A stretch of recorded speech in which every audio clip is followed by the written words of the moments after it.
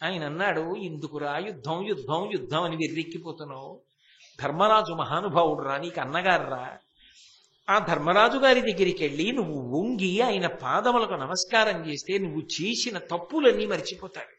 రెండుల చేతులతో నిన్ను ఎత్తి పట్టుకుని గాఢంగా కౌగలించుకుంటాడు.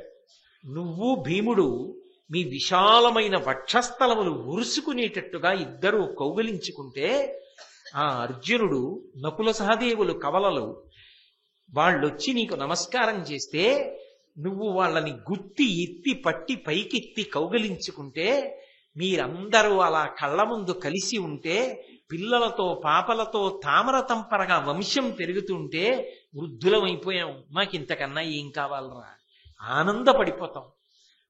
చిదిమీకురా, నాశనం చేసేకురా, ఈ పుష్పవాటికని భ్రంశం చేయకు, అందరూ సంతోషంగా ఉండేటట్టుగా కృష్ణుడు చెప్పిన మాట విను, నా మాట విను అన్నాడు. అంత తేలికగా వింటే భారతం ఇన్ని పర్వాలు ఎందుకు వస్తాయి? మూర్ఖుడు మూర్ఖుడే, నేను యుద్ధం మాననే మానను అన్నాడు. ఆ జమ్మి చెట్టు మీద ఉన్నటువంటి ఆయుధాల్ని తీసుకుని బయలుదేరి వస్తున్నటువంటి అర్జునుణ్ణి గుర్తించాడు ద్రోణాచార్యుల వారు. వస్తున్నది పార్థుడే, వస్తున్నది ఫల్గుణుడే, అందులో సందేహం లేదని దుర్యోధనాదుల వంక తిరిగి ఒక మాట అంటున్నాడు. ఈతనితోడి కయ్యమున కియ్యకొనందగు వారలస్మదీ యాతతసేనలో కలుగుటారయ సంశయము ఎల్లభంగి గోభ్రాత నివర్తనంబు సుకరంబ కిరీటికి ఇతండు రుద్రునిం ప్రీతుని చేశనా వినమే పెంపెసలారెడు బహుసంపదన్. ఆ చుట్టూ ఉన్నటువంటి కౌరవుల వంక తిరిగి సుస్పష్టంగా ఒక విషయాన్ని చెప్తున్నాడు. ఇతనితో యుద్ధం చేయడానికి యథార్థానికి మన సైన్యంలో తగినటువంటి వీరులు లేరు, అంత గొప్ప వీరుడు. అటువంటి అర్జునుడు ఇవాళ యుద్ధానికి బయలుదేరి వస్తున్నాడు. మనం చాలా తేలిగ్గా అతన్ని గెలుద్దాం అనుకోవడం పేరాశ. పైగా ఇప్పుడు ఇతను వస్తున్నటువంటి ప్రయోజనం ఈ గోవులన్నింటినీ కూడా మళ్లించి మళ్ళీ విరాట నగరం వైపుకి తీసుకుని వెళ్ళడం. అది అతనికి చాలా పెద్ద కష్టంతో కూడుకున్న పనేం కాదు, సునాయాసంగా సాధించగలడు. ఇతండు రుద్రునిం ప్రీతిని చేసిన వినమే, పరమేశ్వరుడంతటి వాడితో యుద్ధం చేసి పరమశివుడు సంతోషపడేటట్టుగా ప్రవర్తించిన వాడు అని మనం వింటున్నాం. అంత గొప్ప వాడితో యుద్ధం చెయ్యగలిగినటువంటి మనగాడు మన పక్షంలో ఎవరున్నారు కనుక పెంపసలారెడు బహుసంపదన్, ఆయన యొక్క పేరుకెక్కిన బాహుసంపద చేత, ప్రఖ్యాతమైనటువంటి ఆ బాహు పరాక్రమం చేత సునాయాసంగా ఈ అరివీరులందరినీ, శత్రువీరులందరినీ కూడా జయించగలిగినటువంటి సమర్థత కలిగినటువంటి వాడు. అటువంటి వాడు వస్తున్నాడు. కాబట్టి మనం చాలా తేలికగా గెలుస్తాము అనేటటువంటి భావనతో ఉండకూడదు. మీ అందరూ కూడా చాలా జాగ్రత్తగా పరాకుగా ఉండండి అని చెప్పాడు. ఈలోగా ఆయన వస్తున్నాడు అని చెప్పినప్పుడు కర్ణాదులకు కోపం వచ్చింది. ఆ అర్జునుడే అంత గొప్పవాడా, మేమంత యుద్ధం చేయలేని వాళ్ళమా? ఏమిటి అర్జునుడు వచ్చేస్తున్నాడు, మేమెవ్వరం యుద్ధం చేయలేమన్నట్టుగా మాట్లాడుతున్నావేమిటి గురుదేవా? నీకెప్పుడు అర్జునుడంటే పక్షపాతం, అందుకని అర్జునుడిని గొప్ప చేసి మాట్లాడతావు అని వెంటనే కర్ణుడు దుర్యోధనుడు కూడా ఆ ద్రోణాచార్యుల వారిని నింద చేసే ప్రయత్నం చేశారు. దుర్యోధనుడైతే చాలా సంతోషంతో ఒక మాట అన్నాడు. నిజంగా మీరు చెప్పినట్టు అర్జునుడే యుద్ధానికి బయలుదేరి వస్తుంటే అంతకన్నా శుభవార్త మనకేముంటుంది? ఎందుచేత అంటే అతను బయటికి వచ్చేస్తున్నాడు అంటే అజ్ఞాతవాస భంగం అయిపోతోంది. అజ్ఞాతవాస భంగం అయిపోయింది అంటే వాళ్ళు మళ్ళీ అరణ్యవాసం చెయ్యాలి, అజ్ఞాతవాసం చెయ్యాలి. ఆ కారణం చేత రాజ్యం నాకు శాశ్వతంగా చిక్కినట్లు, ఇంతకన్నా సంతోషించడానికి ఏముంటుంది అన్నాడు. ఈలోగా ఆ బయలుదేరినటువంటి అర్జునుడు అగ్నిదేవుణ్ణి ప్రార్థన చేశాడు. కపిధ్వజం వచ్చింది. ఆ కపిధ్వజం చుట్టూ అనేకమైనటువంటి భూతగణములు ఆవహించి ఉన్నాయి. ఆయన ప్రార్థన చేస్తే చేతిలోకి దేవదత్తమనే శంఖం వచ్చింది. ఒక్కసారి ఆ గాంధీవాన్ని చేత పట్టుకుని శంఖాన్ని పూరించాడు. ఆయన ఆ శంఖాన్ని పూరించి అల్లెత్రాడు మ్రోగించేటప్పటికీ సప్త సముద్రములు కూడా తిరుగుడు పడ్డాయి. అందులోంచి వచ్చేటటువంటి శబ్దము అంత తేలికగా భరించడానికి యోగ్యమైన రీతిలో ఉండదు. 7 కులపర్వతాలు కూడా ఊగిపోయాయి. భూమి కదిలిపోయింది. దిక్కులన్నీ కూడా ప్రతిధ్వనించాయి. అమరావతి ఉలిక్కి పడింది. అమరావతి అంటే దేవతల యొక్క రాజధాని. దేవతలందరూ కూడా ఉలిక్కి పడ్డారు. పాతాళలోకం వరకు ఉన్నటువంటి సమస్త జీవరాశి కూడా తటాలును ఉద్విగ్నత పొందారు. ఏమింత భయంకరమైనటువంటి శబ్దం వచ్చిందని.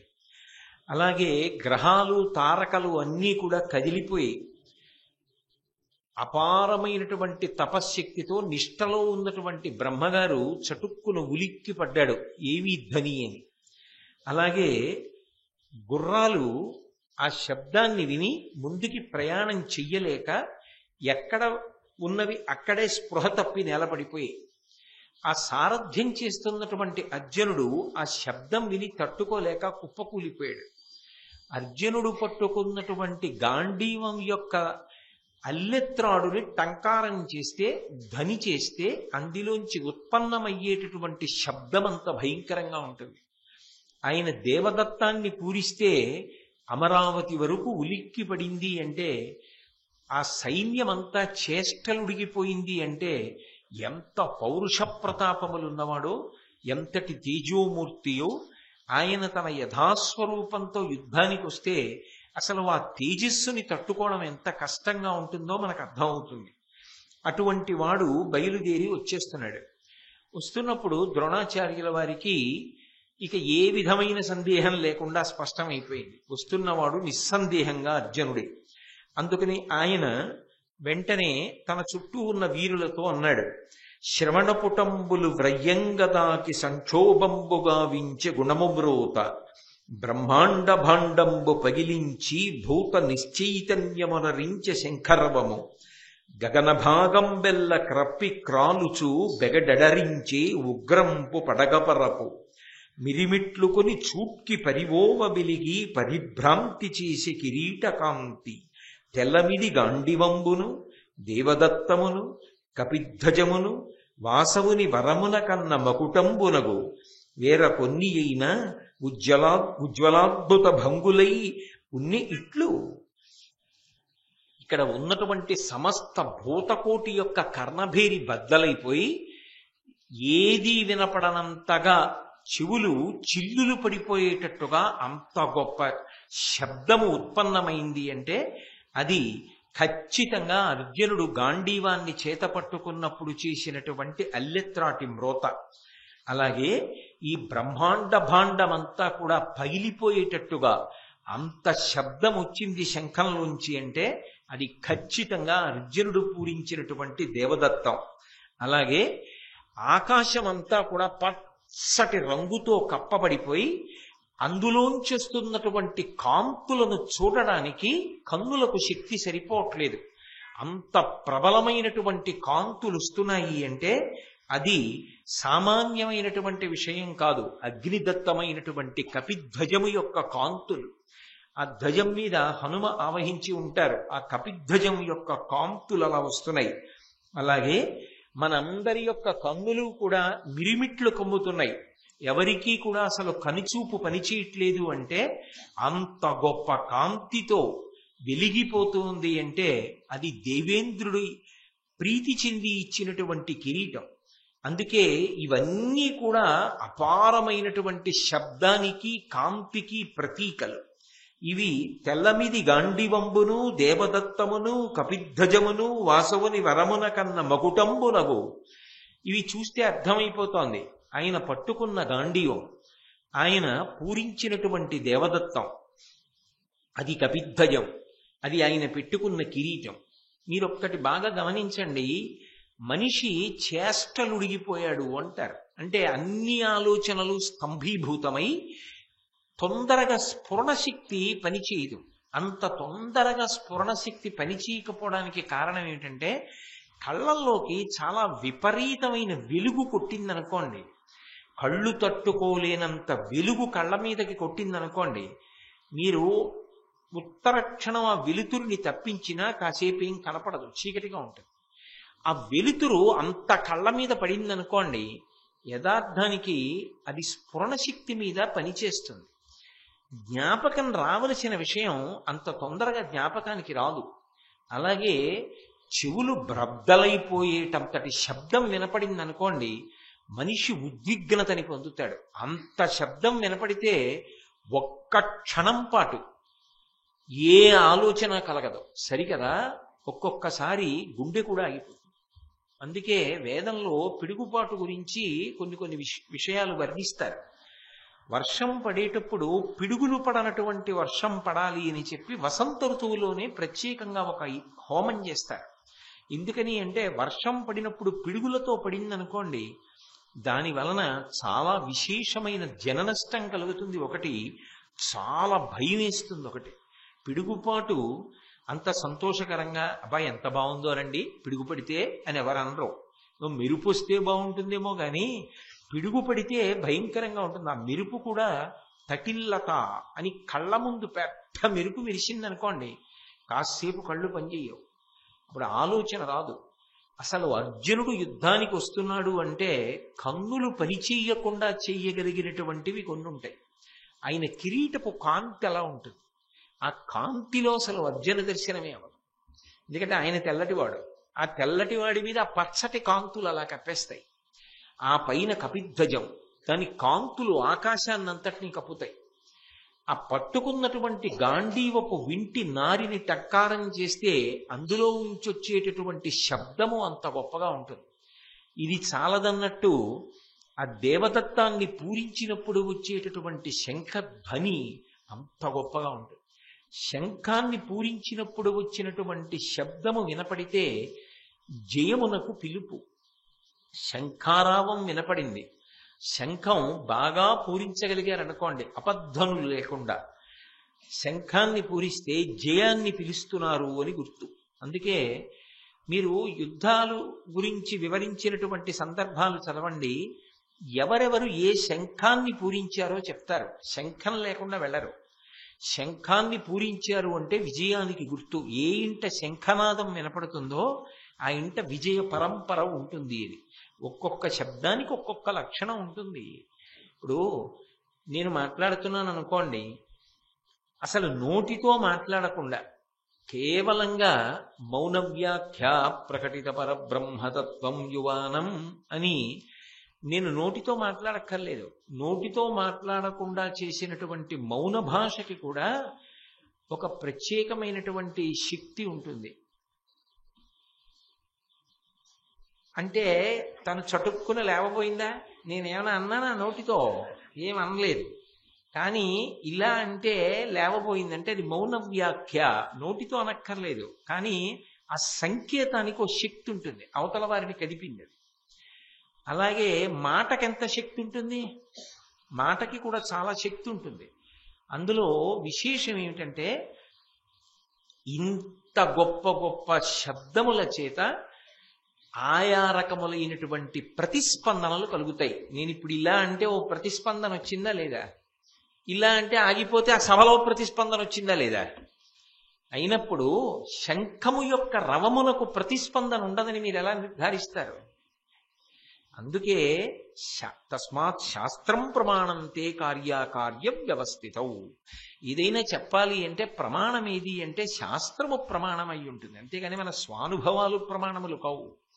శంఖాన్ని పూరిస్తే దేవతలకి పిలుపు, జయమునకు పిలుపు. శంఖాన్ని పూరిస్తే ఘంటానాదం చేస్తే దేవతలకి పిలుపు. కంచం మీద మామిడి మండతో కానీ లేదా ఏదైనా ఓ గరిట పట్టుకుని కానీ చప్పుడు చేస్తే పితృదేవతలకి పిలుపు. అందుకే వివాహాది క్రతువులలో నాందీశ్వరార్థమని చేస్తారు. చేసినప్పుడు కంచం మీద కొడతారు, అయితే పితృదేవతలకి పిలుపు. సరే, ఇంకా మిగిలిన అమంగళకరమైన విషయాలు ఎందుకు కానండి పవిత్రమైన సభల్లో. కాబట్టి ఒక్కొక్క శబ్దము చేత ఒక్కొక్కటి ప్రతిస్పందిస్తుంది. అందుకే మంగళకరమైనటువంటి శబ్దములు ఉండేటట్టుగా చూసుకుంటూ ఉంటారు ప్రయత్నపూర్వకంగా. అర్జునుడు వస్తున్నాడు అంటే అసలు కళ్ళు పనిచేయవు కొన్నిటి వల్ల, చెవులు పనిచేయవు కొన్నిటి వల్ల. ఇక కళ్ళు చెవులు పనిచేయకపోతే చేష్టలు ఉడిగిపోయి అలా ఉండిపోతారు. అలా ఉండిపోయిన తర్వాత యుద్ధం చేసే శక్తి సగం పోతుంది. చాలా మంది బలహీనులైన వాళ్ళైతే గుండె బద్దలై చచ్చిపోతారు. పిడుగుబాటుకు ఎలా మరణిస్తారని వేదం చెప్తుందో అలాగే ఆయన వింటినారి శబ్దానికి అలా పడిపోతాడు. అంటే అసలు అర్జునుడు అనేటటువంటి వాడి యుద్ధానికి ప్రారంభం అలా ఉంటుంది. ఇంకా విచిత్రం ఏమిటో తెలుసా, ఆయన శరీరం పొంగుతుందిట. ఆ యుద్ధానికి వెళ్ళినప్పుడు ఎంత పెద్ద సైన్యం కనపడుతుందో, తాను ఒక్కడే ఉన్నాడు, తన వెనక సైన్యం లేకుండా ఒక్కడే ఉన్నాడు అనుకోండి, అంత పొంగుతుందిట శరీరం, అంత ఆనందపడిపోతాడట. అబ్బా వాళ్ళకదురా తగిన ఆహారం దొరికింది నాకున్న అస్త్రాలకని పొంగిపోతాడట. ఆ పొంగిపోయాడని గుర్తు ఏమిటని అడిగారు.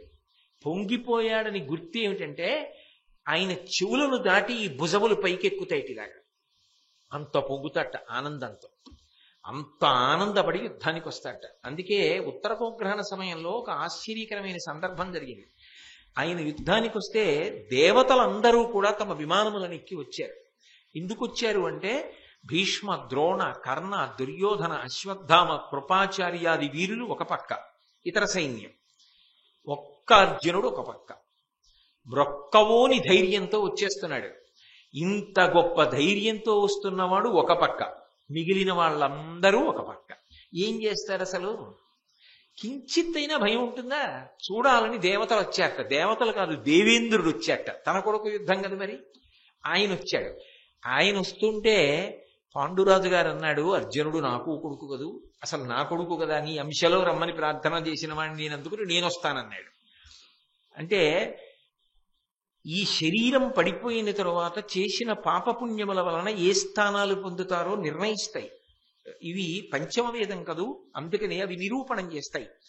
పాండురాజు గారిని ఇంద్రుడు తన రథంలో ఎక్కించుకుని వచ్చాడు. ఎక్కించుకుని వస్తే దివ్యమైన వాహనం మీద ఆకాశంలో నిలబడ్డారు.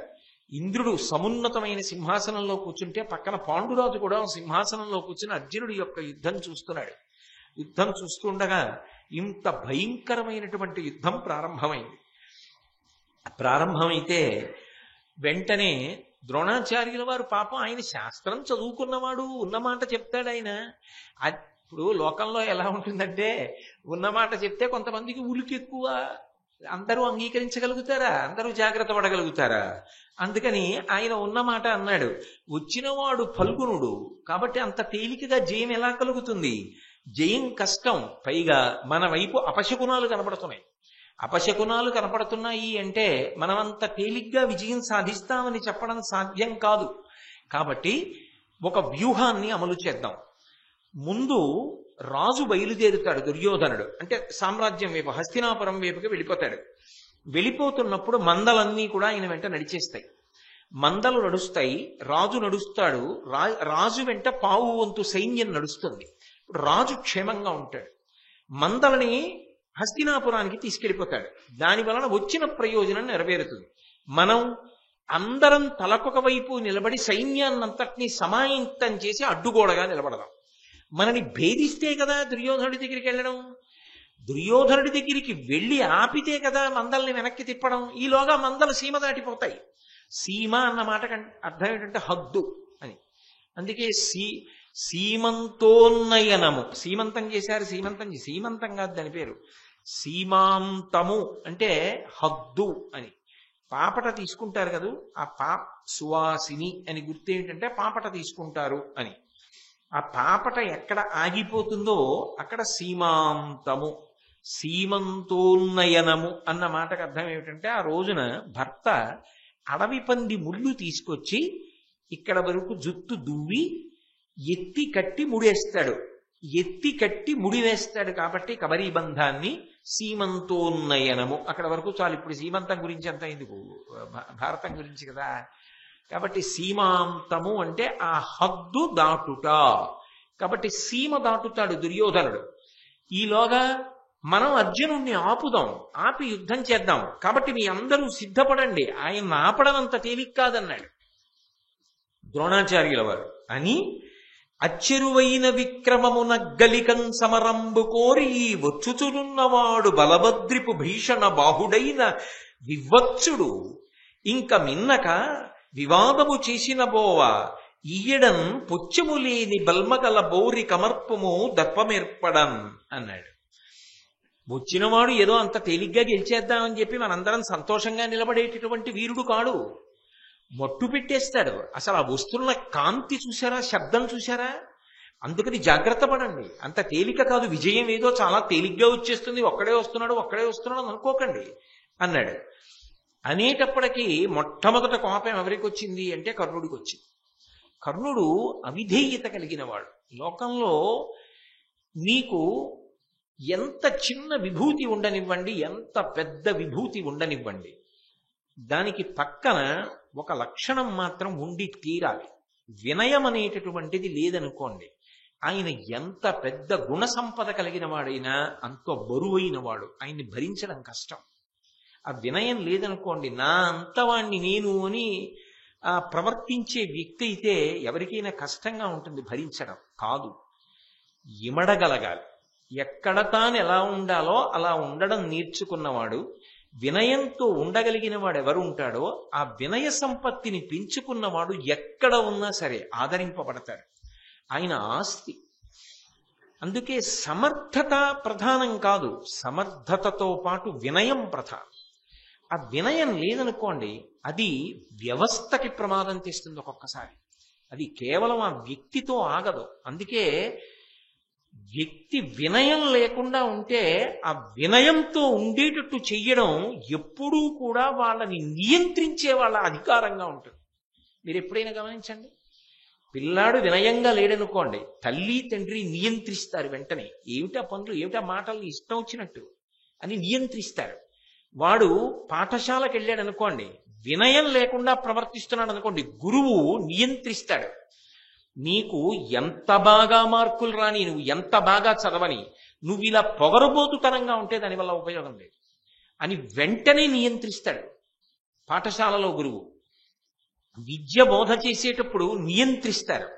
అహంకారంతో ఉంటే ఒక కార్యాలయానికి వెళ్ళారనుకోండి, వినయం లేకుండా ఉన్నారనుకోండి, అధికారి నియంత్రిస్తాడు. లేకపోతే వ్యవస్థ పాడైపోతుంది వాళ్ళ వల్ల.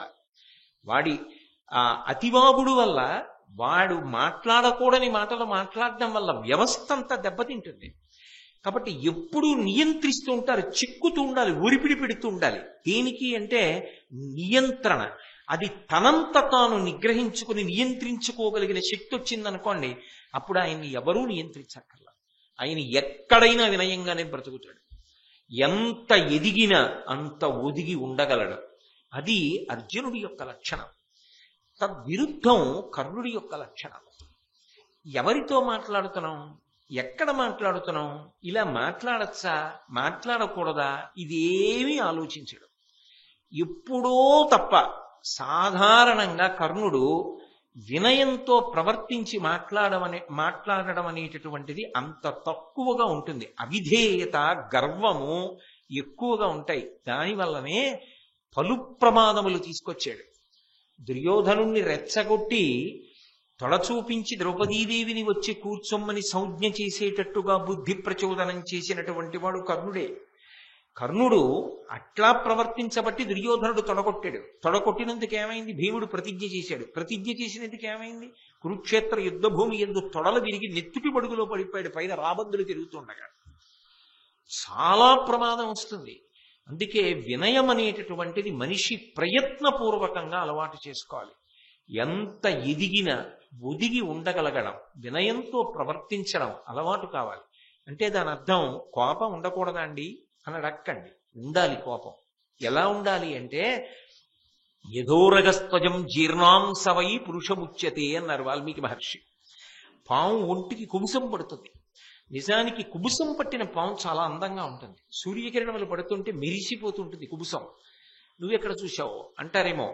విశాఖపట్నం లాంటి చోట్లకి వెళ్ళినప్పుడు, జంతు ప్రదర్శనశాలకు వెళ్ళినప్పుడు, మనం గట్టు దగ్గర నిలబడి చెట్టు మీద పాము సహజంగా త్రాచుపాములు, నాగుపాములు పడుకుని ఉండగా కనపడతాయి. చెట్టంతా కుబుసాలు వేలాడుతుంటాయి. ఆ కుబుసం పట్టిన పాములు ఉంటాయి. వాటి మీద సూర్యకిరణాలు పడుతుంటే మెరిసిపోతుంది. ఇది నా శరీరంలో పట్టిన కుబుసమే కదా, శరీరానికి రక్షణగా ఉన్న తొడుగు కదా అని పాము ఉంచుకోదు. గరుకైన ప్రదేశానికి వెళ్ళి ఒరిపిడి పెట్టి ఒంటికి వదిలిపెట్టేస్తుంది. లేకపోతే కొమ్మల చివర మొనతేరినటువంటి చోట దాన్ని గుచ్చి పాము ఎలా ఉంటుందో అలాగే ఉంటుంది, ఆ పొర వదిలిపెట్టేస్తుంది. ఆ కుబుసం కనపడింది అనుకోండి, ఇక్కడ పాము తిరుగుతోందని గుర్తు. కుబుసాన్ని వదులుతుంది పాము. అంతేగాని నాకు అందంగా ఉంది, నాకు పైన కవచంగా ఉందని ఉంచుకోదు. పాము తన కుబుసాన్ని తాను ఎలా వదిలిపెట్టేస్తుందో, తన కోపాన్ని తాను వదిలిపెట్టేయాలనుకున్నప్పుడు వదిలిపెట్టేయాలి. కానీ వ్యవస్థని గాడిలో పెట్టడానికి కోపం సాధనం. తండ్రి పూజ చేసుకుంటున్నాడు, ఎంత పండక్కొస్తే మాత్రం పిల్లలు మనవలు మనవరాళ్ళు అందరూ కలిపి పెద్ద అల్లరి చేస్తున్నారు అనుకోండి, ఆయన పూజ ఏం నడుస్తుంది? బయటికి వచ్చి ఒక్కసారి అంటాడు. అందరూ అయిపోయి బాబాయ్ నాన్నగారు పూజ చేసుకుంటున్నారు మనం మర్చిపోయాం, ఆయన బయటకు వచ్చేసిన తర్వాత మాట్లాడుకుందాం అని అందరూ ఏదో ఎవడ గొడవలో వాడు ఉంటాడు. అంటే ఆయన కోపం వచ్చిందా? రాలేదు. తెచ్చి పెట్టుకుని ఒక్కసారి అన్నాడు. అన్నవాడు వాళ్ళందరూ ఊరుకోగానే పూజామందిరంలోకి వెళ్ళి ఆచమనం చేసి మళ్ళీ ప్రశాంతంగా పూజ చేసుకున్నాడు. అంటే సాధనంగా వాడుకున్నాడు. కోపం ఒక సాధనంగా ఉండాలి. అంతేగాని కోపానికి తాను వశపడిపోతే నోటి మాట భ్రంశమైపోతుంది. రాకూడని మాటలు వచ్చేస్తాయి నోటి వెంట. అదుపులో ఉన్నంత కాలం కోపం వల్ల వచ్చే ఇబ్బంది లేదు. దాని వలన మీరు వ్యవస్థని నియంత్రించవలసిన అవసరం ఉంటుంది. అందుకే కోపం సాధనంగా పెట్టుకోవడాన్ని శాస్త్రం అంగీకరిస్తుంది. దానివల్ల దోషమేం లేదు. నిజానికి రాముడికున్న అద్భుతమైనటువంటి లక్షణాల్లో అదొకటి. కోన్వస్మిన్ సంప్రదంలోకే గుణవాన్ కస్య వీర్యవాన్ ధర్మజ్ఞశ్చ కృతజ్ఞశ్చ సత్యవాక్యో దృఢవ్రతః చారిత్రీడిచకో యుక్తః సర్వభూతీషు కోహితః విద్వాన్ కః సమర్థశ్చ కశ్చైక ప్రియదర్శనః ఆత్మవాన్ కో జితక్రోధో ద్యుతిమాన్ కో ననసూయకః కస్య బిభ్యతి దేవాశ్చ జాతరోషస్య సంయుగే అంటారు వాల్మీకి మహర్షి. జాతరోషస్య సంయుగే. నిజంగా కోపం రాదు, కోపం తెచ్చిపెట్టుకున్నట్టు మాట్లాడుతుంది. కంఠం వ్యగ్రతతో ఉన్నట్టుంటుంది. భయపడి మిగిలిన వాళ్ళందరూ జాగ్రత్తగా ఉంటారు. దేవతలంతటి వాళ్ళు రాముడికి కోపం వస్తే భయపడతారు. కోపం నిజంగా వస్తుందా? తెచ్చిపెట్టుకున్నట్టు నిలబడతారు. వ్యవస్థ చక్కబడిపోయిన తర్వాత తాను మామూలుగా ఉంటాడు. అంటే కావాలంటే పట్టుకుంటాడు, వదిలేద్దామంటే వదిలేస్తాడు. పట్టు విడుపు రావాలంటారు. అందుకే పట్టుకుని విడిచిపెట్టడం రాకపోయినా, విడిచిపెట్టడం దాన్ని పట్టుకోవడం రాకపోయినా వాడు వృద్ధిలోకి రాలేదు. పట్టు విడుపు రెండు వస్తేనే గొప్ప. కాయ అయినా అంతే కదండి. ఎంతకాలం కొమ్మని పట్టుకోవాలో అంతకాలం పట్టుకోవాలి. పండిపోయిన తర్వాత కూడా పట్టుకుంటానంటే పండు ఎందుకు అయింది? పండిపోయిందంటే వదిలేయాలి. ఆయన జీవితంలో పండిపోయాడండి. శరీర భ్రాంతి వదిలిపెట్టి దాన్ని వదిలిపెట్టడానికి సిద్ధపడాలి. దాన్ని వదిలిపెట్టే ముందు అంత సంతోషంగా వదిలేయాలి. చెట్టు నుంచి పండు వదిలినట్టు. అందుకే ఊర్వారుకమివ బంధనాన్ మృత్యోర్ముక్షీయమామృతాత్ అంటుంది. దోస పండు ముచికని వదిలినట్టు అని మృత్యుంజయ మహామంత్రం. కాబట్టి కోపాన్ని తెచ్చిపెట్టుకోవడం వేరు, కోపానికి వశపడిపోవడం వేరు.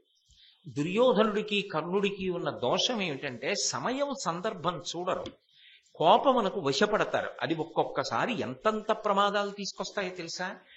మొత్తం వ్యవస్థ ప్రశ్నార్థకమవుతుంది. ఆ వినయం లేకుండా ప్రవర్తించడం అన్నది. మాట్లాడిన వాడెవరు? ద్రోణుడు మాట్లాడాడు. ఆయన ఎవరు? గురువు. ఆయన దగ్గర విద్య నేర్చుకున్నారు. అక్కడ భీష్మాచార్యుల వారు ఉన్నారు. నేను ఇలా మాట్లాడచ్చా మాట్లాడకూడదా అనేటటువంటి లక్షణం వాళ్ళల్లో ఉండదు. దుర్యోధనుడు వెంటనే అన్నాడు, ఇంత సైన్యం ఉందా మన వెనకాతల? అర్జునుడు వచ్చేస్తున్నాడా? ఏవో కాంతులు వచ్చేస్తున్నాయా? ఏవో శబ్దాలు వచ్చేసాయా? అందుకని మన అందరినీ పడగొట్టేస్తాడా? ఆవులు పట్టుకెళ్ళిపోతాడా? అంత తేలిక? పైగా ఏవో శకునాలు కనపడ్డాయా? అందుకని మనం ఓడిపోతామా? ఇదా నువ్వు మాట్లాడవలసింది ద్రోణాచార్య? నువ్వు అర్జునుడికి భట్రాజుగా పనికొస్తావు. యుద్ధరంగంలో వ్యూహరచన చేయడానికి పనికిరావు. ఎవరిని మాట్లాడుతున్నాడు? గురువుని ఉద్దేశించి దుర్యోధనుడు మాట్లాడుతున్న మాట. కాబట్టి నువ్వు అర్జునుడికి భట్రాజుగా ఉండడానికి పనికొస్తావు. అన్నిటినీ మించి భోజనం చేయమంటే చక్కగా చేస్తావు. రెండు, ఆయుధ విద్య ఎవరికైనా నేర్పమంటే పెద్ద విలుకాడిలా ధనస్సు పట్టుకుంటావు. ఆయన పెట్టిన భిక్ష కాదు వీళ్ళందరికీ. అంటే ఏం మాట్లాడుతున్నాం, ఎవరితో మాట్లాడుతున్నాం, ఇలా మాట్లాడచ్చా, ఇది ఎంత కట్టి కుడిపేస్తుంది. ఆ నిగ్రహం లేదు, లేకుండా నోరు అదుపు తప్పిపోతోంది. ఇది ఎంత ప్రమాదకరమో చెప్పకుండా చెప్తుంది పంచమవేదం కాబట్టి భారతం. నీతి చర్చలు జరిగితే తగుదునమ్మా అని ముందుకొస్తావు. చక్కగా వచ్చి నీతి చెప్తుంటావు. అంటే పాపం ఆయన ఇంతకు ముందు చెప్తూ ఉండేవాడు కదా, ఎందుకురా మీకు దెబ్బలాట్లని, నీతి చర్చలు చెప్పమంటే బాగా చెప్తావు అని ఆయన గురించి చాలా తక్కువ చేసి మాట్లాడాడు. మాట్లాడితే కర్ణుడు వెంటనే లేచి ఆయన అన్నాడు, ఈ ద్రోణాచార్యుడు ఎప్పటి నుంచో పాండవ పక్షపాతి. ఎక్కడైనా యజ్ఞయాగాది క్రతువులు జరుగుతుంటే అక్కడ చక్కటి మృష్ణాన్న భోజనం వండుతారు, వెళ్ళక్కడ భోజనం చేసి కూర్చోక యుద్ధ భూమిలోకి ఎందుకు, అసలు ద్రోణుడు యుద్ధానికి రాకుండా ఉంటే గెలుస్తాం అన్నట్టుగా కర్ణుడు మాట్లాడాడు. అశ్వత్థామకి చాలా పౌరుషం వచ్చింది. ఎవరి గురించి మాట్లాడుతున్నావో, ఎవరితో మాట్లాడుతున్నావో నీకు అర్థమైందా? మీరు జాగ్రత్తగా గమనించండి. ఏమవుతోంది? యుద్ధానికి వెళ్ళారు. ఎవరి మీదకి? పాండవులు ఉన్నారేమోనని. పాండవులు 5 లేరు, ఒక్కడే ఉన్నాడు. ఒక్కడి మీద వీళ్ళందరూ యుద్ధం చేయాలి. ఒకడి మీద యుద్ధం చేస్తున్నారా? వీళ్ళల్లో వీళ్ళు దెబ్బలాడుకుంటున్నారా? వాళ్ళల్లో వాళ్ళు దెబ్బలాడుకుంటున్నారు. ఎవరి వల్ల? ఒక్క అవిధేయత కలిగిన వాడి వల్ల ఇటువంటి ముసలాలు పుడతాయి. అందుకు నియంత్రిస్తారు. అవిధేయతని నియంత్రించడానికి కారణం ఏమిటంటే అది వ్యక్తిగత సమస్య కాదు, వాడు ఎక్కడ ఉన్నాడో వ్యవస్థ భ్రష్టు పట్టేస్తుంది ఆ వినయం లేకపోతే. అందుకే 1కి 10 మాటలు ఆ వినయం ఉన్నదా లేదా అన్నది పరిశీలనం చేస్తూ ఉంటారు. అందుకే ఆ తలపొగరుతనం మంచిది కాదు ఎక్కడా కూడా అని మాట్లాడితే, కృపాచార్యుల వారు ఒక మాట చెప్పాడు. ఏమి ద్రోణాచార్యుల వారు చెప్పిన మాటలో తప్పేమిటి? కర్ణుడా, ద్రోణుడు చెప్పిన మాటని తప్పు పట్టుకుని ద్రోణుడు తక్కువ అన్నట్లుగా నువ్వు మాట్లాడుతున్నావు కదా.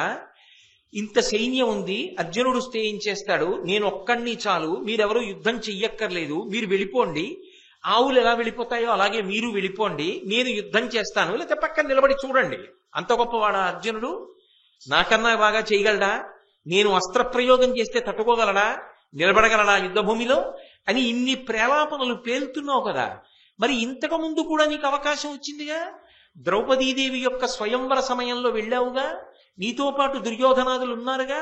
అప్పుడు అర్జునుడు ఒక్కడేగా యుద్ధం చేశాడు. అర్జునుడని నీకు తెలియదు, బ్రాహ్మణ వేషంలో ఉన్నాడు. మరి అర్జునుడిని గెలవలేకపోయావే, ఓడిపోయి పారిపోయి వచ్చావే. అప్పుడు గెలవలేకపోయావు. వేరొకసారి అర్జునుడు ఒక్కడే ఖాండవనాన్నంతటినీ దహనం చేసినవాడు, అగ్ని యొక్క అనుగ్రహం చేత గాంధీవం పుచ్చుకున్నవాడు. మరి నువ్వెందుకు దహించలేకపోయావు ఖాండవనాన్ని? ఒక్క అర్జునుడేగా ఖాండవనాన్ని దహించింది.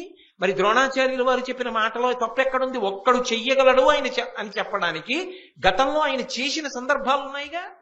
ఉన్నప్పుడు నువ్వు అది తప్పన్నట్టుగా ఎలా మాట్లాడుతున్నావు? అన్నిటినీ మించి యాదవులందరినీ ఓడించి ఒకప్పుడు సుభద్రా పరిణయం చేసుకున్నాడు ఒక్కడే, ఆయనకేం సహాయం లేదు. అలా ఆనాడు సుభద్రని పరిణయం చేసుకున్నాడుగా. ఒకప్పుడు చిత్రసేనుడు అనేటటువంటి గంధర్వుడు ఆయన మీదకి యుద్ధానికి వస్తే ఆ గంధర్వుడిని ఆయన యుద్ధం చేసి ఓడించాడుగా. ఓడించి తన యొక్క ప్రఖ్యాతిని చాటుకున్నాడుగా. కాలకేయులు అనేటటువంటి పెద్ద సమూహాన్నంతటినీ అర్జునుడు ఒక్కడేగా ఓడించాడు. నువ్వు కాదుగా వెళ్ళింది. ఘోషయాత్రకి దుర్యోధనుడితో పాటు నువ్వు కూడా వచ్చావు. నువ్వు కూడా వచ్చినప్పుడు యథార్థానికి ఒక గంధర్వుడు మిమ్మల్ని అందరినీ బంధీకృతుల్ని చేస్తే ధర్మరాజు గారి ఆజ్ఞ మీద మిమ్మల్ని విడిపించిన వాడెవరు? అర్జునుడేగా. మరప్పుడు అర్జునుడు ఓడించాడు తప్ప నువ్వు ఓడించి రాజుని రక్షించలేకపోయావుగా. మరి ఇవాళ పెద్ద డాంబికంగా అర్జునుడు ఒక్కడు వస్తే ఏం చేయగలడు? ద్రోణుడు పక్షపాతి ఏం మాట్లాడుతున్నాడంటావే. మరి అన్ని సందర్భాలు అన్ని అవకాశాలు నీకొచ్చాయి, అప్పుడు ప్రయోగించలేకపోయావే అస్త్రాలు, అప్పుడు నిగ్రహించలేకపోయావే అర్జునుణ్ణి. ఇప్పుడు మాత్రం ద్రోణాచార్యుడు చెప్తే తప్పన్నట్టు మాట్లాడతావే. ఆయన చెప్పిన దాంట్లో దోషం ఎక్కడుంది? సైన్యం సిద్ధంగా ఉండాలని చెప్పడం తప్ప ఏమి నీ నోటికొచ్చినట్టు మాట్లాడుతున్నావు? వదరి మాట్లాడకూడదు. నువ్వు ఎప్పుడు మాట్లాడినా డంబంగానే మాట్లాడతావు. ఇటువంటి డంబపు పలుకులు మంచివి కావు. ఆవుల మంద వెంట మేము వెళ్ళిపోతే నువ్వు యుద్ధం చేస్తావా? అంత చేతకాని వాళ్ళమా అని కృపాచార్యుడు ప్రశ్న చేశాడు. ఇప్పుడు ఏమైపోయింది అంటే యుద్ధ భూమిలో ద్రోణుడు, అశ్వత్థామ, కృపాచార్యుడు ఒక పక్కకి వెళ్ళిపోయారు. భీష్ముడు తటస్థుడైపోయాడు. దుర్యోధనుడు, కర్ణుడు ఒక పక్కకి అయిపోయారు. ఇప్పుడు ఏమైంది? యుద్ధానికి వెళ్ళిన వాళ్ళు ఇంతమంది మహావీరులు వాళ్ళు దెబ్బలాడుకునే స్థితి వచ్చింది. ఎవరి మీద? గురువు గారి మీద, గురుపుత్రుడి మీద, అంతకుముందు పాఠాలు నేర్పిన విదురుడి మీద. ఇది వాళ్ళ ప్రయోజకత్వం. అంటే వినయం అన్నది లేకుండా, సమయం సందర్భం లేకుండా ఎప్పుడూ తన గొప్ప తప్ప ఇంకొక విషయం అక్కర్లేని వాడితో ప్రమాదం.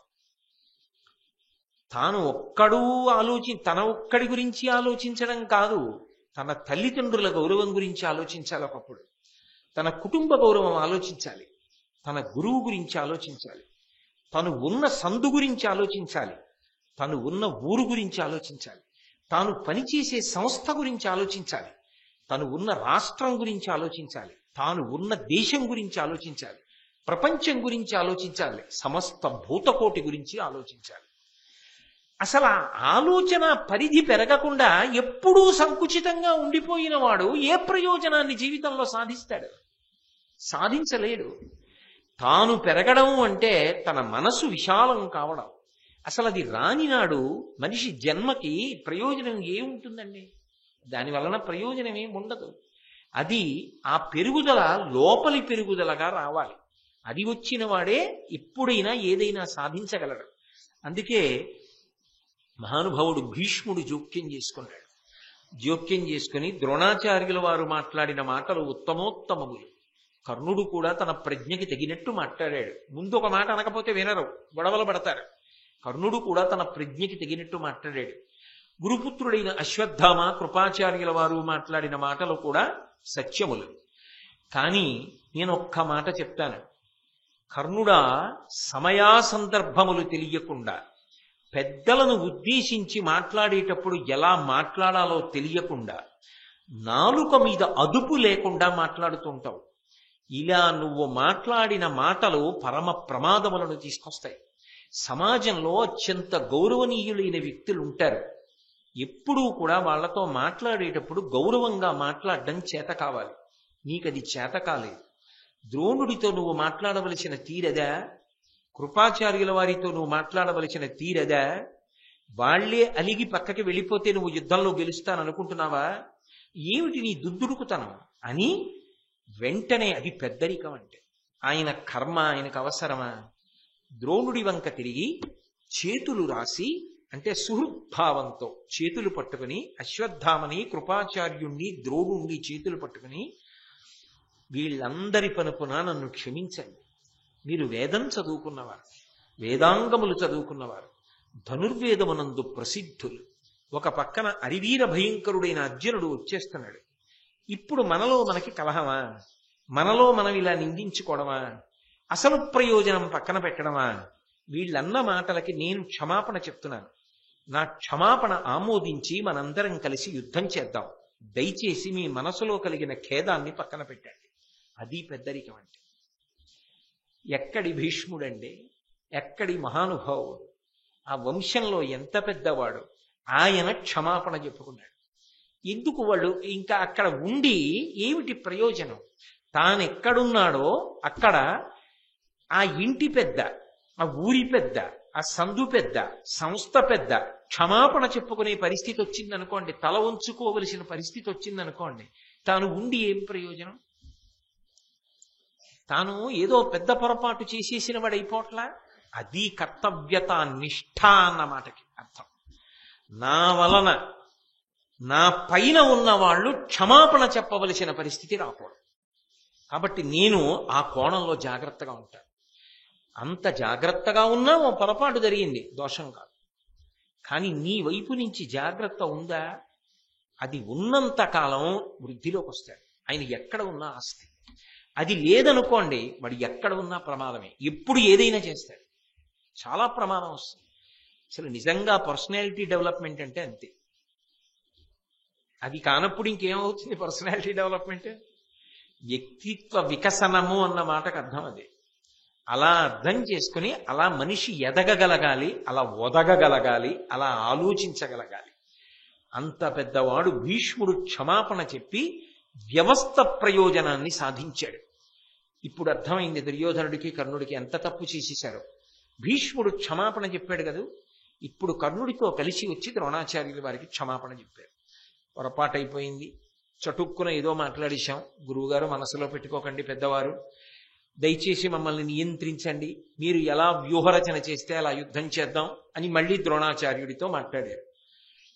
అంటే కృపాచార్యుడు ఒక మాట అన్నాడు, మమ్ములను ఎందుకు ద్రోణుల వారికి చెప్పండి, మేము పెద్ద రాజకార్యాలు చేసేవాళ్ళమా అంటే. మీరు ఒకటి గమనించండి, ఒకసారి మనసులు విరిగిపోతే అలా నడపడం కష్టం అయిపోతుంది సుమండి. వ్యవస్థని చాలా చాలా కష్టం.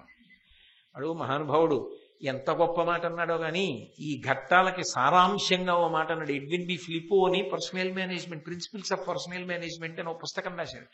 An effective manager's first victory is synchronization of the personal objectives with that of the organizational objectives అన్నాడు. ఎంత గొప్ప మాట అన్నాడో. భీష్ముడి యొక్క నిర్వాహకత్వంలో ఆ ప్రయోజకత్వం కనపడుతుంటుంది. కాబట్టి అలా సాధించి యుద్ధానికి అందరినీ కూడా మళ్ళీ ఉన్ముఖుల్ని చేశాడు. ఇప్పుడు ద్రోణాచార్యుల వారి పెద్దరికం ఉంటుంది కదా, ఆయన వెంటనే ఒక మాట అన్నాడు. ఆయన అన్నాడు, అలుక భీష్మని పలుకుల అప్పుడు పోయి నీది కార్యంబు నడపుడు మీరు ఇంకా మోహసాహసముల గురుముఖ్యు దశకు కీడు రాకుండా తగ పరికింపవలయు. అది పెద్దరికాలంటే. అలా ఉంటాయి పెద్ద మనుషుల జీవితాలంటే.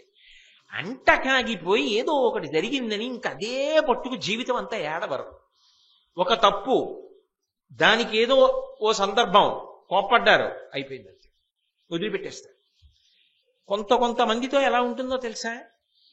ఎంత గొప్పవాడు కానివ్వండి, ఏదో ఒక పొరపాటు చేశాడు అంతే, ఆయన వ్యక్తిత్వాన్ని భ్రష్టు పట్టించేసి ఇంక అదే పట్టుకోవడం. తప్పు చెయ్యకుండా ఉండరు. తప్పు జరిగితే ఆ తప్పు వరకే చూడంతే. ఆ తప్పును అడ్డుపెట్టి ఒప్పులన్నిటినీ కప్పేయకూడదు. చాలా ఒప్పులు చేసినవాడు తప్పు చేసినవాడు కూడా అయి ఉండొచ్చు. అప్పుడు ఆ తప్పుని తప్పు వరకే చెప్పి తప్పు దిద్దే ప్రయత్నమే చెయ్యాలంతే. అది మనసులో పెట్టుకుని వ్యవస్థని పాడు చేసేయకూడదు. బిర్ర బిగిసిపోయి ఏది నువ్వు ఏమైపో నా కాళ్ళ మీద పడిపో నేను ఇంక రానయ్యా అనకూడదు. మనసులు పాడైపోతాయి. అది సందర్భం కాదు. ఎంత గొప్పగా మాట్లాడాడండి ద్రోణుడు. అందుకొచ్చింది భారతం మనం ఎలా బ్రతకాలో నేర్పుతుంది. ఆయన అన్నాడు, అలుక భీష్మని పలుకుల అప్పుడు పోయి. భీష్ముడంతటి వాడు ఆ మాట ఎప్పుడన్నాడో అప్పుడే పోయిందంతే. అలక అక్కడతో పోయింది. ఇంకా దాని ప్రసక్తి తేకండి, మర్చిపోండి అంతే. కాబట్టి ఏం చేయాలి? మీది కార్యంబు నడుపుడు మీరు.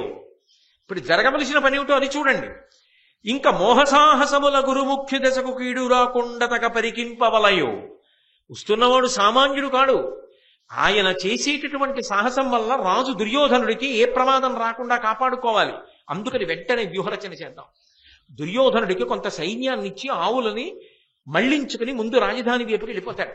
మనం అర్జునుడిని నియంత్రించి అర్జునుడితో యుద్ధం చేద్దాం అంటే వెంటనే ఎవడి బుద్ధి ఎలా పోతుందండి? ఎవడి బుద్ధి వలన వాడి శీల వైభవం బయటకు వస్తుంది. అయినా దుర్యోధనుడు మామూలుగా ఉంటాడు అనుకుంటున్నారా? వెంటనే అన్నాడు, అసలు యుద్ధం ఎందుకు? అజ్ఞాతవాస భంగం అయిపోయిందిగా, బయటకు వచ్చేసాడుగా అర్జునుడు. అజ్ఞాతవాస భంగం అయిపోయాక ఇక మళ్ళీ అజ్ఞాతవాసం అరణ్యవాసానికి వెళ్ళిపోవాలిగా, ఇంకా మళ్ళీ యుద్ధం ఎందుకు? అసలు మనం గెలిచేసినట్లే అన్నాడు. పెద్దరికమే. భీష్మాచార్యుల వారు అన్నారు, వాళ్ళ అజ్ఞాతవాస అరణ్యవాసాల కాలం పూర్తయిపోయింది. ఎలా పూర్తయింది అన్నాడు. నువ్వు మామూలు కాలాన్ని లెక్కలో పెట్టుకున్నావు, కానీ కాలమును గణన చేసేటటువంటి విధానము శాస్త్రీయమై ఉంటుంది. సహస్ర చంద్ర దర్శనోత్సవము అన్నాను అనుకోండి, దాన్ని లెక్క పెట్టేటప్పుడు ఏం చేస్తారంటే అధిక మాసాలతో కూడుకున్నటువంటి చంద్రదర్శనాల్ని కూడా లెక్కలోకి తీసుకోమని చెప్పి ఆగమని చెప్తోంది. అది కాల గణన చేసే వాళ్ళకి తెలుస్తాయి. ఆ ఆగమం చదివిన వాడికి ఎన్నో ఏటకి సహస్ర చంద్ర దర్శనోత్సవం వస్తుందో చెప్తారు. అంతేగాని నేను 1000 ఏదో సంవత్సరానికి నెలకు చంద్రుడు, పౌర్ణమి చంద్రుడు కనపడతాడు కాబట్టి 1000 చంద్రులు అంటే ఎంతమంది అలా లెక్క పెట్టరు. అధిక మాసాలతో కలిపి లెక్క పెడితే అది ఏదో 80 ఏళ్ళు దాటిపోయిన తర్వాత వస్తుంది. అలా లెక్క పెట్టాలి. అది శాస్త్రీయమైన గణన. అధిక మాసములను మీరు వదిలిపెట్టారు. వాళ్ళు అధిక మాసాల్లో కూడా అరణ్యమాస అజ్ఞాతమాసాలు చేశారు. అధిక మాసాలతో కలిపితే అయిపోయింది నిన్నటితో. అందుకు వచ్చారు ఇవాళ. వాళ్ళేమో అమాయకులు గారు, వాళ్ళు సకల శాస్త్ర పారంగతులు, ధర్మానుష్ఠాన తత్పరులు. అందుకుని బయటకు వచ్చాడు అర్జునుడు. కాబట్టి అర్జునుడు అజ్ఞాతవాసం భంగం అయిపోయింది, మనం గెలిచిపోయామని చెప్పి చంకలు కొట్టుకోకు దుర్యోధన. ఆయన వస్తున్నది సరి అయినటువంటి రీతిలోనే వస్తున్నాడని చెప్పాడు. అనగానే ఎవరి సంతోషం వాళ్ళది కదండి. గురువు ద్రోణాచార్యుల ఆనందాన్ని ఎవరు పట్టుకోగలరు? ఆయన వెంటనే అది కూడా పూర్తయిపోయింది, ఆ అజ్ఞాతవాసం కూడా పూర్తయిపోయింది, అరణ్యవాసం కూడా పూర్తయిపోయిందని భీష్ముడే నిర్ధారించాడు. ఇంకంతకన్నా ఏమిటి? ఆనందపడిపోయాడు. రానే వచ్చేశాడు అర్జునుడు. వచ్చిన వాడు ఏం చేశాడు? వస్తూనే, అది వినయం అంటే, అది ధర్మం అంటే, వీరోచితంగా కుశల ప్రశ్న వేశాడు. రథం ఎక్కొచ్చాడు, ధనుర్బాణములు పట్టుకుని ఉన్నాడు. అప్పుడు కుశల ప్రశ్న వేయడానికి ఒక పద్ధతి ఉంటుంది. తాను మామూలుగా ఉన్నాడు అనుకోండి, ధనుర్బాణములతో లేకుండా గురువు గారి దగ్గరికి వెళ్ళవలసిన విధానం ఒకలా ఉంటుంది, అప్పుడు నమస్కరించవలసిన విధానం ఒకలా ఉంటుంది. అందుకని ఆయన ఏం చేశాడు, వీరోచితంగా నమస్కారం చేశాడు. 2 బాణములు ద్రోణాచార్యుల వారి పాదముల దగ్గర పడేటట్టు వేశాడు, 2 బాణములు భీష్ముడి యొక్క పాదముల దగ్గర పడేటట్టు వేశాడు, 2 బాణములు కృపాచార్యుల వారి యొక్క పాదముల దగ్గర పడేటట్టు వేశాడు. ద్రోణుడు, కృపుడు గురువులు, భీష్ముడు వంశ పెద్ద, వాళ్ళ ముగ్గురికి నమస్కారాలు చేశాడు వీరోచితంగా. బాణములే వేస్తారు పాదాల దగ్గరికి.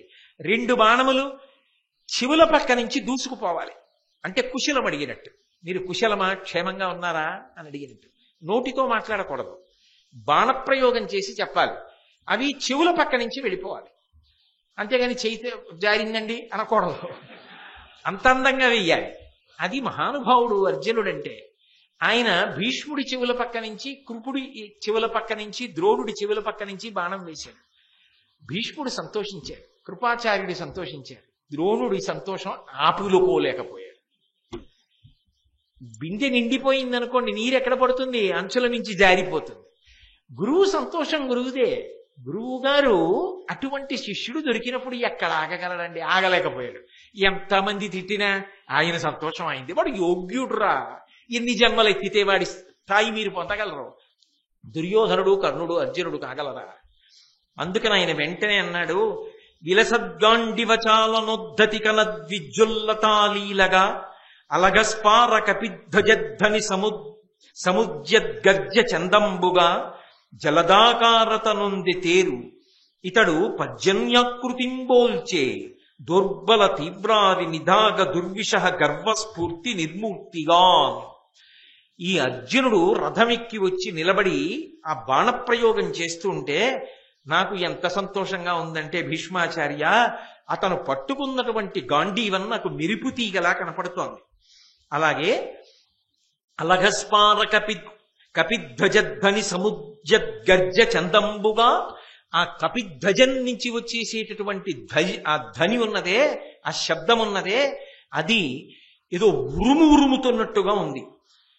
ఆయన ఎక్కిన రథం పెద్ద మేఘంలా ఉంది. ఇక ఇతడు బాణములన్న వర్షాన్ని కురిపిస్తాడు. ఏం పోగొడతాడు? శత్రువులన్న ఎండ పోగొట్టేస్తాడు. కాబట్టి ఆ అర్జునుడు నా దృష్టిలో ఒక మేఘం వచ్చినట్టుగా ఉంది, ఎంత సంతోషంగా ఉందో అని ఆ అర్జునుణ్ణి చూసి పొంగిపోయాడు. ఉత్తర కుమారుడు అదే కదా యుద్ధానికి రావడం పాపం. ఆయన ఆ కురువి భీష్ముడు మొదలైన వాళ్ళంటే మాటలండి. వాళ్ళు, వాళ్ళ రథాలు, వాళ్ళ రూపాలు, వాళ్ళ కవచాలు, వాళ్ళ ధనస్సులు, వాళ్ళ ప్రతాపాలు, పౌరుషాలు ఎలా ఉంటారు ఒక్కొక్కళ్ళు. ఉనికిపోయాడు చూసి. ఉనికిపోయి అర్జునుడిని అడిగాడు, అసలు వీళ్ళందరినీ చూస్తుంటే ఇంతటి వీరోచితమైనటువంటి రూపాలతో ఉన్నారు, అర్జున వీళ్ళెవరో నాకు ఒక్కసారి చెప్దు అన్నాడు. చెప్పడంలో ఒక మర్యాద ఉంటుంది. ఎందుకని అంటే, మీరు ఎక్కడున్నారో అక్కడ మీరు మాట్లాడేటప్పుడు మీ సంస్కారము వ్యక్తమవుతుంది. ఎవరమ్మా మీరు అని అడిగారు అనుకోండి, ఒక పెళ్ళైపోయిన స్త్రీని, నేను ఫలానా వారి కోడల్నండి అని చెప్పాలని శాస్త్రవాక్కు. ఎందుకని అంటే అది మర్యాద. సీతమ్మంతటిది రామాయణం సుందరకాండలో పృథివ్యారాజసింహానాం ముఖ్యస్య విదితాత్మనః స్నుషా దశరథస్యాహం శత్రుసైన్య ప్రతాపినః అంది. నేను దశరథ మహారాజు గారి కోడల్ని అని చెప్పి. అలా మీరు ఎక్కడున్నారో అది చెప్పడంలో మీకు ఆనందం కలగాలి. మీరు ఎక్కడున్నారో అక్కడ కూర్చోవడంలో మీకు సంతోషం కలగాలి. అలా మీరు సంతోషాన్ని పొందలేకపోయారనుకోండి, అది మీకు అశాంతి, మీ చుట్టూ ఉన్న వాళ్ళకి అశాంతి. కుటుంబంలో ఉన్నప్పుడు ఆ కుటుంబ పెద్దగా మీకు సంతోషం ఉండాలి. నాకేమి పరమేశ్వరుడు మంచి భార్యనిచ్చాడు, మంచి బిడ్డల్నిచ్చాడు, ఉన్నదానితో ఎందరికో ఇల్లు లేవు, నాకు చిన్న ఇల్లు ఇచ్చాడు. చాలా మందికి ఉద్యోగాలు లేవు, ఏమంత పెద్ద చదువు చదివించానని నాకు మంచి ఉద్యోగం ఇచ్చాడు, మంచి అధికారులను ఇచ్చాడు, మంచి స్నేహితుల్ని ఇచ్చాడు, మంచి సహోద్యోగుల్ని ఇచ్చాడు, వాహనం ఇచ్చాడు, నాకేమి ఇవ్వలేదు. ఓ సంతోషం ఉండాలి. ఇక్కడికి వచ్చాను అనుకోండి, ఎంతో మంది వింటున్నారు, నేను భారతాన్ని చెప్పగలుగుతున్నాను, నాది ఎంత అదృష్టం. ఓ సంతోషం ఉండాలి. నువ్వు ఏ పని చేస్తున్నా నీకు ఆ సంతోషం ఉండాలి. అంతేకాని ఎక్కడో అక్కడ కూర్చుని ఏమిటో నా కర్మ ఇది అని ఏడుస్తుంటే నీకు నువ్వు బరువు, నువ్వు ఉండడం వల్ల అక్కడ ఉన్న వాళ్ళకి బరువు. అలా ఉండకూడదు మనిషి. సంతోషంగా ఉండాలి. ఎక్కడ కూర్చోండి అక్కడ కూర్చోవడం మీకు సంతోషం కావాలి. అందుకే పరమ సంతోషంగా అర్జునుడు ఆ వీరులందరినీ కూడా పరిచయం చేస్తున్నాడు. పరిచయం చేసేటప్పుడు పాటించిన పద్ధతి వలన అర్జునుడి సంస్కారం తెలుస్తుంది. ఆ మొట్టమొదట ఎవరిని పరిచయం చెయ్యాలి? ఎంతమంది ఉండనివ్వండి, ముందు గురువు గారి గురించి చెప్పాలి. గురువు గారి గురించి చెప్పేటప్పుడు పేరు వాడరు, గురువు గారి పేరు చెప్పకూడదు, పేరు చెప్పకుండా చెప్పాలి, పరమ పవిత్రంగా చెప్పాలి. ఎంత అందంగా మాట్లాడాడో పెద్దలందరి గురించి అర్జునుడు. అది ఆయన సంస్కార బలానికి నిదర్శనం. కాంచనమయ వేదికా కనత్కేతనోజ్వల విభ్రమము వాడు కలశజుండు, సింహలాంగూల భూషిత నభోభాగకేతు ప్రేంఖణము వాడు ద్రోణసుతుడు, కనక దోవృష సాంద్ర కాంతి పరిస్ఫుట ధ్వజ సముల్లాసంబువాడు కృపుడు, లలితకంబు ప్రభాకలిత పతాకా విహారంబువాడు రాధాత్మజుండు, మణిమయోరగ రుచిజాల మహితమైన పడగవాడు కురుక్షితిపతి, మహోగ్ర శిఖర ఘన తాళ తరువగు సిడమువాడు సురనదీసూనుడెర్పడ చుచికొనుము అన్నాడు. ఎంత మర్యాదగా పరిచయం చేశాడు. వాళ్ళు శత్రుపక్షంలో ఉన్నారు, అయినా మర్యాద, ఆ మాట్లాడడంలో మన్నన, ఆ గౌరవం, అసలు ఆ వాక్య నిర్మాణ ప్రజ్ఞ. ఒక విషయాన్ని ప్రతిపాదించేటప్పుడు ఆ విషయానికి కట్టుబడి మాట్లాడడం ఎంత గొప్పగా మాట్లాడతారో.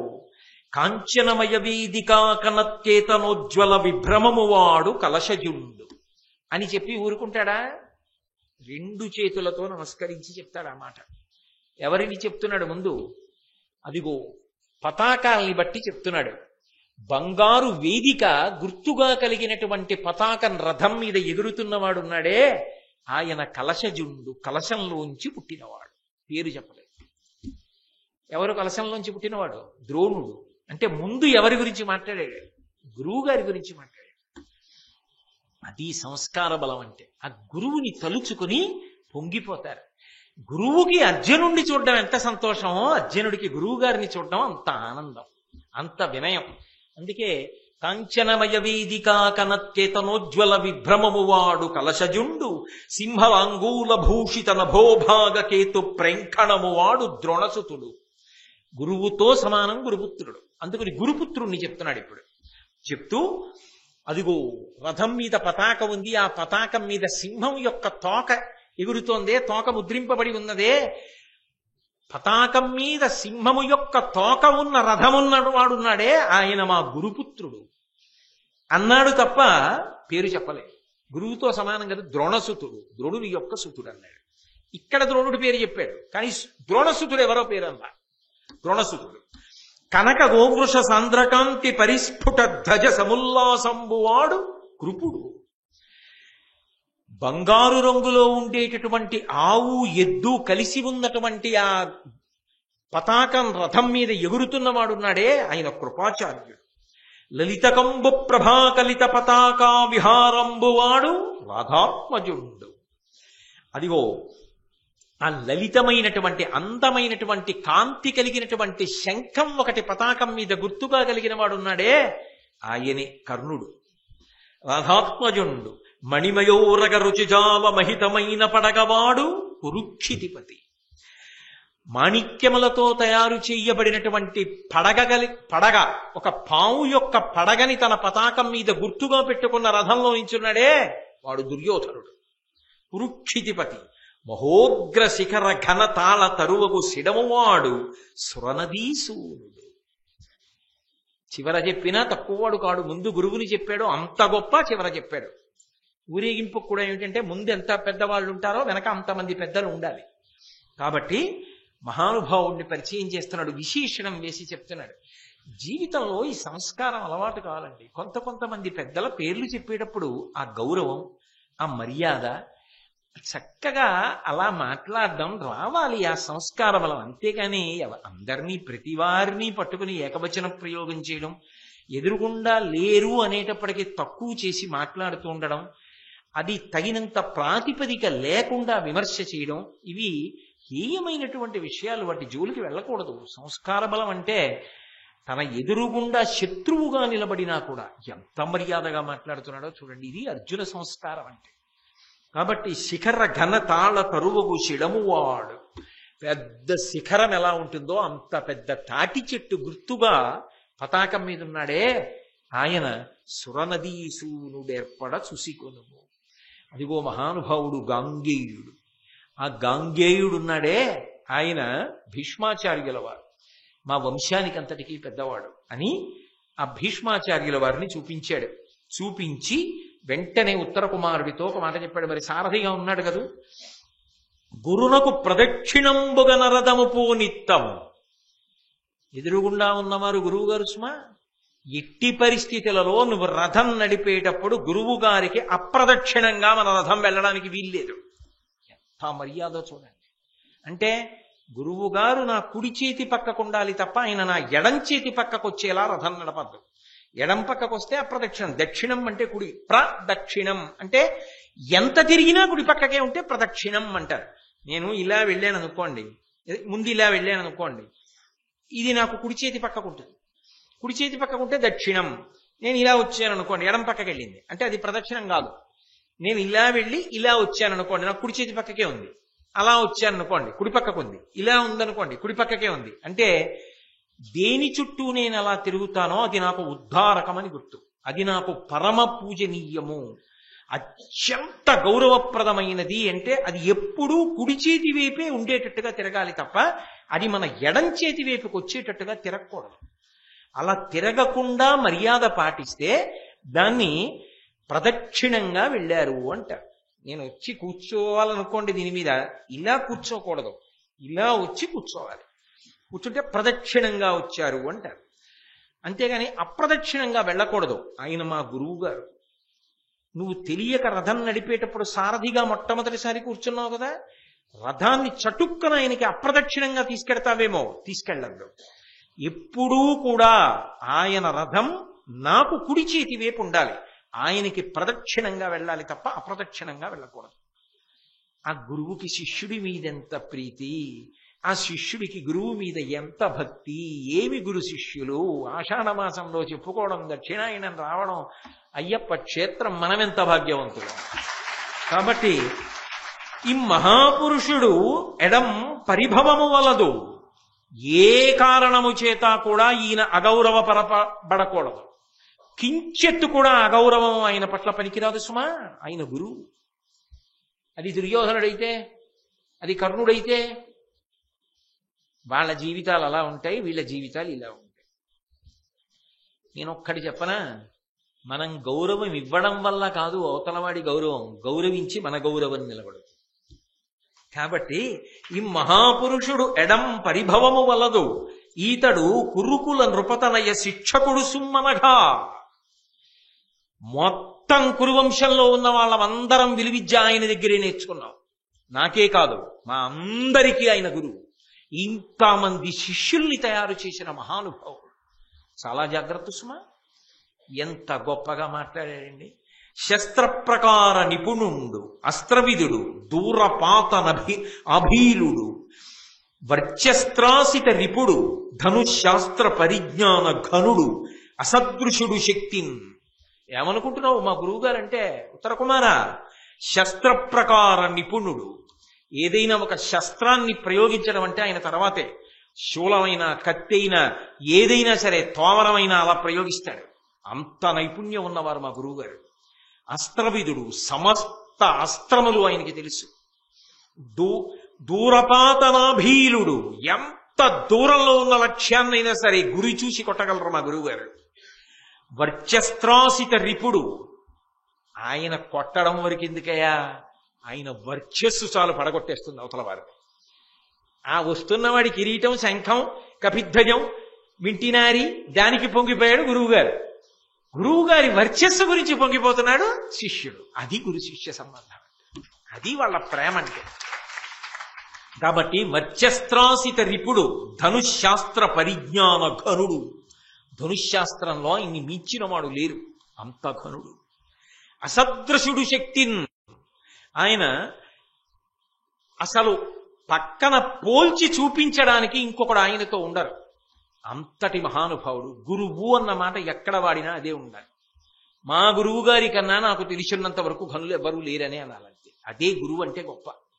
ఆయన నిజంగా అంతటి వాడా కాదా పక్కన పెట్టండి, మీ గురి అలాగే ఉండాలి, నా గురి అలాగే ఉండాలి. గురు శిష్య సంబంధం అంటే అలా ఉంటేనే గురు శిష్య సంబంధం అంటారు. కాబట్టి ఈతనితోడి కయ్యమునకియ్య కొనందగదు ఏను దుష్పథజ్యూత జయోద్ధతుండకు సుయోధనునిన్ పరిమర్పబోవుచో శాత శరోత్కరుంబితడు చక్కగా చేయునో నన్ను నేయడో చూతము తానమున్ననికి జుచ్చిన జొత్తముగాక పిమ్మటన్. ఉత్తర కుమార ఒక్క విషయం జ్ఞాపకం పెట్టుకో, అసలు మనకు ఆయనతో యుద్ధమే వద్దు. ఆయనతో యుద్ధం నాకెందుకు? గోవులను మరల్చాలి, ఆ రాజు ఎక్కడున్నాడో వెతుకు దుర్యోధనుడు. అక్కడికి పోని రథాన్ని, వాడిని పట్టుకుంటే గుడ్డెకాయ పట్టేసినట్టే, వాణ్ణి పట్టుకుందాం. ఇది జూదమిచ్చటనాడంగా రాదు సూమి, ఆయనే చెప్పాడు అర్జునుడు. జూదమాడే ప్రదేశం కాదుగా శకుని తీసుకొచ్చి, కాబట్టి పట్టుకుందాం. ఆ దుర్యోధనుడిని పట్టుకుని ముందు మందల్ని వెనక్కి మరల్చాలి. గోపాల బాలురందరూ ఆవుల్ని తోలుకుంటూ విరాట్ నగరానికి వెళ్ళిపోవాలి. ఆ తర్వాత మిగిలిన వాళ్ళతో యుద్ధం. అయితే ఒకటి, నేను దుర్యోధనుడి మీద యుద్ధానికి ఎడతా. ఒకవేళ మా గురువు గారు నా మీదకి యుద్ధానికి వచ్చి బాణం వేస్తే వేస్తా, ఆయన ఒకటేస్తే నేను ఒకటేస్తా, ఆయన రెండేస్తే నేను రెండేస్తా, ఆయన యుద్ధం చేస్తే యుద్ధం చేస్తా, ఆయన పక్కకి వెళ్ళిపోతే నేను పక్కకి వెళ్ళిపోతా. నా అంతా నేను వెళ్ళను. ఆయన యుద్ధం చెయ్యకుండా వదిలిన నాడు చెయ్యను. నేను మొన్న చెప్పిన ప్రసంగం ద్రోణుడు పుచ్చుకున్నటువంటి మాట గుర్తు తెచ్చుకోండి. అది గురు శిష్యుల యొక్క అనుబంధం ఎంత దూరదృష్టితో అడిగాడో చూడండి. కాబట్టి తానమున్ననికి చొచ్చిన చొత్తముగాక పిమ్మటన్. ముందు గురువు గారి యుద్ధానికి వస్తే అప్పుడు యుద్ధం చేద్దాం తప్ప ముందు మనం మాత్రం గురువు గారి మీద యుద్ధానికి వెళ్దాం పద అన్నాడు. సరే, యుద్ధం జరిగింది. జరిగిన తర్వాత అందులో ఆశ్చర్యం ఏముందండి? ఉత్తర క్షణంలో గోవులన్నింటినీ మరలి చేశాడు, సమ్మోహనాస్త్రం ప్రయోగించాడు. అందరూ కింద పడిపోయారు, ఒక్క భీష్మాచార్యుల వారు తప్ప. ఆయన వశపడడం. బొమ్మ పొత్తికలు కూడా తెచ్చేసుకున్నాడు. ఉత్తరకి మాట ఇచ్చినందుకు ఉత్తర కుమారుడు. అర్జునుడు విజయం సాధించాడు. అందరూ పడిపోయారు, అర్జునుడు వెళ్ళిపోయాడు. ఆ తర్వాత లేచి ఏడు అర్జునుడు అన్నాడు. భీష్మాచార్యుల వాడు చెప్పాడు, అదృష్టం వదిలిపెట్టేశాడు, కుత్తుకలు కత్తిరించేయలేదు, వదిలేయండి ఇక్కడతో కార్యక్రమాన్ని. ఆవులు వెళ్ళిపోయి ఖిన్నమతి అయి దుర్యోధనుడు సిగ్గుతో అవమానంతో వెనక్కి తిరిగి వెళ్ళిపోయాడు. విరాట పర్వంలో ద్రోణాచార్యుల వారు అక్కడ వరకు కనపడతారు. తర్వాత మళ్ళీ ఉద్యోగ పర్వంలో కనపడతారు. కనపడినప్పుడు కృష్ణ భగవానుడు రాయబారానికి వచ్చాడు. వచ్చి దుర్యోధనాదులు యుద్ధం చేయడానికి సిద్ధపడుతుంటే, యుద్ధానికి వెళ్ళవద్దయా, నా మాట విను, మీరందరూ కలిసి ఉండండి, చక్కగా రాజ్యాన్ని విభాగం చేసుకోండి, సంతోషంగా బ్రతకండి, శ్రీకృష్ణ భగవానుడు ఏ మాటలు చెప్పాడో ఆ మాటలను పాటించు, దాని వలన నీకు అభ్యున్నతి కలుగుతుందని ఎంతో ప్రేమతో భీష్ముడు మాట్లాడాడు. తర్వాత ద్రోణుడు మాట్లాడాడు.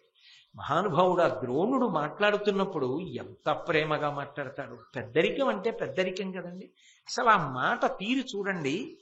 పితృపితామహ గురులుమై ప్రీతిగోరుచున్న ఎట్టి మా పరమ హితోపదేశ వాక్యములు విని దుర్జన వచన రచన గొనక బంధులతో నడగూడి మనుము. దుర్యోధన, నేను చెప్తున్న మాట కేవలం గురువుగారు చెప్తున్న మాట అనుకోకయా. 85 సంవత్సరముల వయస్సు అప్పటికి ద్రోణాచార్యుల వారికి, వృద్ధుడు. అందుకే అంటున్నాడు, పితామహ తండ్రి లాంటి వాణ్ణి, తాత లాంటి వాణ్ణి, గురువుని, పెద్దవాణ్ణి, చెప్తున్న మాట వినవయ్యా. నిన్ను ఆఖరికి నట్టేట ముంచేటటువంటి వారి మాట వినకయ్యా. అవి ఇప్పటికి వినడానికి బాగున్నట్టుగా ఉంటాయి. పెద్దలైన వారు హితం చెప్పే వారి మాటలు వినడం జీవితంలో నేర్చుకో, వృద్ధిలోకి వస్తావు. హాయిగా బంధువులతో కూడి సుఖాన్ని పొందవయ్యా. ఎందుకయ్యా నిష్కారణంగా కృష్ణుడి మాట వినకుండా యుద్ధానికి ఎడతానంటావు అని విన్నుడు ప్రీతి చెప్పిన సవిస్తర వాక్ప్రచయంబుతో త్రోవ పోవన్న కుమారా, అట్లైన ఆయువు శ్రీయును నీకు కల్గు, మా కన్నులు చల్లగా నకట కన్గొనుచుందుము మేము, అట్లు కాకున్నను నీవు నేర్తు నొండన నేరము నిండుకొల్పదన్. ఆయన పరమసత్యాన్ని ఎంతో ప్రేమతో చెప్తున్నాడు. విన్నుడు ప్రీతి చెప్పిన సవిస్తరవా ప్రచయంబు త్రోవ పోవన్న కుమారా. ఓ కుమారా, కొడుకు లాంటి వాడా, మరి గురువుగారు తండ్రి లాంటి వాడు కదా. ఆ వెన్నుడు, ఆ శ్రీకృష్ణుడు చెప్పినటువంటి మాటలు వినవయ్యా. నా మాట విను. అందరికీ హితమైన మాటలు చెప్పాడు, వాటిని ఆదరించు. ఆయువు శ్రీయును నీకు కలుగు. ఆయన చెప్పిన మాటలు పాటిస్తే నీకు ఆయుర్దాయం నిలబడుతుంది, దానితో పాటు సంపద నిలబడుతుంది. ఎందుకయ్యా అనవసరంగా యుద్ధానికి ఎడతావు? విస్పష్టంగా చెప్పేశాడు, యుద్ధానికి వెడితే మరణిస్తావు, ఆయువు పోతుంది. మరణించిన తర్వాత సంపద ఏమిటి? రాజ్యము నశిస్తుంది. నా మాట విను, రెండూ నిలబడతాయి. బంధువులతో సుఖంగా ఉంటావు. నీతో పాటు ఎందుకు ఇంతమందిని తీసుకెళ్లి ఆ యజ్ఞభూమిలో సమిధల కింద వేసేస్తావు? వద్దు. అలాగే మా కన్నులు సల్లగానకట కన్గొనుచుందుము మేము. ఎంత పెద్దరికంతో మాట్లాడాడు. మా కన్నులు చల్లగా పిల్లలందరినీ మిమ్మల్ని చూసి మీరు వృద్ధిలోకి వస్తుంటే ఆనందపడతామయ్యా. అట్లు కాకున్నను నీవ నేర్తు నొండవ నేరము నిండు కొల్వునన్. ఇక ఈ సభలో నేను ఏమీ చెప్పదలుచుకోలేదు నీకు, కానీ ఒక్క మాట చెప్తున్నా. శ్రీకృష్ణుడు చెప్పిన మాట పాటించకపోతే, భీష్ముడు చెప్పిన మాట పాటించకపోతే, గురువునైన నేను చెప్పిన మాట పాటించకపోతే చిట్ట చివరికి ఏమైపోతావంటే దీని యొక్క ఫలితాన్నంతటినీ కూడా నువ్వే అనుభవించవలసి వస్తుంది. ఆ అనుభవించవలసిన రోజు వచ్చిన నాడు మాత్రం బాధపడి ప్రయోజనం ఉండదు. ధర్మపుత్రుని పదద్వయమున కతిభక్తి నిరిగిన అతడు నిన్నెత్తి గుచ్చి నుడుగేల పెద్దయు తడవుగా కౌగులింపంగా భీముడును నీవు పరమహర్షమున జారుతర వక్షములు సంగతములుగా పరిరంభణంబునర్పంగా నరుడు కవలును మ్రొక్కిన కరమర్ది దిగిచి నీ వాలింగనంబు సేయంగా ఇట్లు వారు మీరును తగ బాంధవమున బొదలి ఇంపు తడుకొత్త తామర తంపరైన చిలులు చుట్టలు కలసి పేరలమి పొంది ఉల్లసిల్లంగ కులమెంత యొప్పు నొక్కు. పాపం కలకన్నాడు మహానుభావుడు. ఆయన అన్నాడు, ఎందుకురా యుద్ధం యుద్ధం యుద్ధం అని వెర్రెక్కిపోతున్నావు? ధర్మరాజు మహానుభావుడు రా, నీకు అన్నగారురా. ఆ ధర్మరాజు గారి దగ్గరికి వెళ్ళి నువ్వు వంగి ఆయన పాదములకు నమస్కారం చేస్తే నువ్వు చేసిన తప్పులన్నీ మర్చిపోతాడు. రెండుల చేతులతో నిన్ను ఎత్తి పట్టుకుని గాఢంగా కౌగలించుకుంటాడు. నువ్వు భీముడు మీ విశాలమైన వక్షస్థలములు ఉరుసుకునేటట్టుగా ఇద్దరూ కౌగలించుకుంటే ఆ అర్జునుడు, నకుల సహదేవులు కవలలు వాళ్ళొచ్చి నీకు నమస్కారం చేస్తే నువ్వు వాళ్ళని గుత్తి ఎత్తి పట్టి పైకెత్తి కౌగలించుకుంటే మీరందరూ అలా కళ్ళ ముందు కలిసి ఉంటే పిల్లలతో పాపలతో తామర తంపరగా వంశం పెరుగుతుంటే వృద్ధులమైపోయాం, మాకింతకన్నా ఏం కావాలరా? ఆనందపడిపోతాం. చిదిమీకురా, నాశనం చేసేకురా, ఈ పుష్పవాటికని భ్రంశం చేయకు, అందరూ సంతోషంగా ఉండేటట్టుగా కృష్ణుడు చెప్పిన మాట విను, నా మాట విను అన్నాడు. అంత తేలికగా వింటే భారతం ఇన్ని పర్వాలు ఎందుకు వస్తాయి? మూర్ఖుడు మూర్ఖుడే, నేను యుద్ధం మానను అన్నాడు. శ్రీకృష్ణుని ఆశీస్సులు పొందమన్నాడు ద్రోణాచార్యుల వారు. పొందుతాడా? పొందలేరు సరికదా. శ్రీకృష్ణుణ్ణి బంధించేటటువంటి ప్రయత్నం చేశాడు. ప్రయత్నం చేస్తే శ్రీకృష్ణ భగవానుడు తన విశ్వరూపాన్ని చూపించాడు. ఆ విశ్వరూపాన్ని చూపించినప్పుడు కొంతమంది మహాపురుషులు మాత్రమే దాన్ని దర్శనం చేశారు. అలా దర్శనం చేసిన వాళ్ళల్లో భీష్ముడు, విదురుడు, ద్రోణుడు, సంజయుడు మొదలైన వారు ఉన్నారు. అంటే శ్రీకృష్ణ పరమాత్మ యొక్క విశ్వరూప సందర్శనం చేసినటువంటి ధార్మికులలో, భక్తులలో ద్రోణుడు కూడా ఒకడు. అంటే కృష్ణ భగవానుడి యొక్క అనుగ్రహాన్ని పొందినటువంటి వాడు ద్రోణాచార్యుడు. లేకపోతే ఎలా విశ్వరూప సందర్శనం అవుతుంది? అక్కడున్న ఎవరు పొందగలిగారు? ఒక్క ఈ నలుగురు పొందారు. ఆయన అనుగ్రహించాడు కాబట్టి ధృతరాష్ట్రుడు, గాంధారి పొందగలిగాడు. కాబట్టి విశ్వరూప సందర్శనాన్ని పొందాడు. తర్వాత ఇక యుద్ధం ప్రారంభమయ్యేటటువంటి సందర్భంలో 11 అక్షౌహిణీల సైన్యం బయలుదేరాలి యుద్ధానికి. సేనాపతుల్ని నియమించాడు దుర్యోధనుడు. నియమించినప్పుడు 11 మందిని సేనాపతులుగా అభిషేకం చేశాడు. ఈ 11 మందిలో మొట్టమొదటి పేరు ద్రోణాచార్యుల వారిది చెప్పాడు. ద్రోణుణ్ణి, కర్ణుణ్ణి, అశ్వత్థామని, బాహ్లికుణ్ణి, శల్యుణ్ణి, కృపాచార్యుల వారిని, భూరిశ్రవుణ్ణి, శకుని, కృతవర్మ, కాంభోజరాజు, సైంధవుడు. ఈ 11 మందిని 11 అక్షౌహిణీలకి సేనాపతుల్ని చేశాడు. చేసి యుద్ధానికి సన్నద్ధమయ్యాడు. మిగిలిన వాళ్ళ యొక్క బలాబలాల్ని వివరిస్తూ ఆ భీష్మాచార్యుల వారు ఎవరు అతిరథుడో, ఎవరు అర్ధరథుడో ఎవరు ఎంత బలమున్నవాడో నిర్ధారణ చేసి వర్గీకరించాడు. ఆ వర్గీకరణ చేసినప్పుడు ద్రోణాచార్యుల వారి గురించి ఒక మాట చెప్పాడు. అది పరమాద్భుతం. ఈ మాటలు ద్రోణాచార్యుల వారి గురించి చెప్పాడు తప్ప ఈ విశేషణాలు కాని ఈ గొప్పతనం కాని ఇక ఎవ్వరి యందు భీష్ముడు ప్రయోగించరా. ఒక్క ద్రోణాచార్యుల వారి గురించి ఈ మాట చెప్పాడు. అతిరథోత్తముండు ద్రోణాచార్యుడు అండలి ఇందలి విలుకాండ్రకెల్ల గురుడు హితుడు నీకెంతయు నేర్చిన మొనలితండడరిన జమరియట్ల మ్రందు వృద్ధని ఇతని భావింపరాదు అనిలోన అంగ విస్ఫురణంబు భంగి చూడ అర్జునిపై కూర్మి అతనిని ఓచేయడు సచరాచరంబైన జగములెల్ల నొక్క మొగమై కడంగినన్ చిక్కువరుచు దివ్య బాణజాలంబుల దీటుకులిపి ప్రాణంబులు దాపడు ఈతని పాటి దొరలు కాన మీరాజ్యములయందు కౌరవేంద్ర. ఈ విశేషణాలు ఒక్క ద్రోణాచార్యుల వారికే వేశాడు. అతిరథోత్తముండు ద్రోణాచార్యుడు. ద్రోణాచార్యుడు అతిరథులలో అగ్రగణ్యుడు. ఆయనతో సమానమైన మహావీరుడు ఈ లోకంలో లేడు. అందలి ఇందలి విలుకాండ్రకెల్ల గురుడు. అటు పాండవుల వైపైనా సరే ఇటు కౌరవుల వైపైనా సరే ఎంతమంది విలుకాండ్రున్నారో అంతమందికి గురువు ఈ ద్రోణాచార్యుడే. బహుశా అలా ఉండి యుద్ధం చేసిన వాడు ఎవరైనా ఉంటాడా? అది ద్రోణుడికే చెల్లింది. అంత గొప్పవాడు. హితుడు నీకెంతయు, నీ మంచితనాన్ని కోరుకునే వాళ్ళల్లో, నీ ఉన్నతిని కోరుకునే వాళ్ళల్లో, నీ క్షేమాన్ని కోరుకునే వాళ్ళల్లో అగ్రగణ్యుడు. నేర్చిన మొనలితండడరిన జమరియట్ల మ్రందు. ఎంత గొప్ప గొప్ప వ్యూహాలు ఎదిరిపక్షం వాళ్ళు రచించని ఈ 2 వేళ్లతో పట్టుకుని నలిపేసినట్టు నలిపేస్తాడు వ్యూహాల్ని.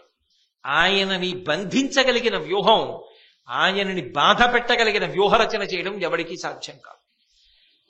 ఇంత తేలిక మాట వాడాడండి, నలిపేస్తాడంతే. అంత గొప్పవాడు. వృద్ధుని ఇతని భావింపరాదు అనిలోన అంగవిస్ఫురణంబు భంగి చూడ. 85 ఏళ్ళు అనుకుంటున్నావా? యుద్ధం చేస్తున్నప్పుడు చూడు, 16 ఏళ్లవాడు ఆయనతో పనికిరాడు.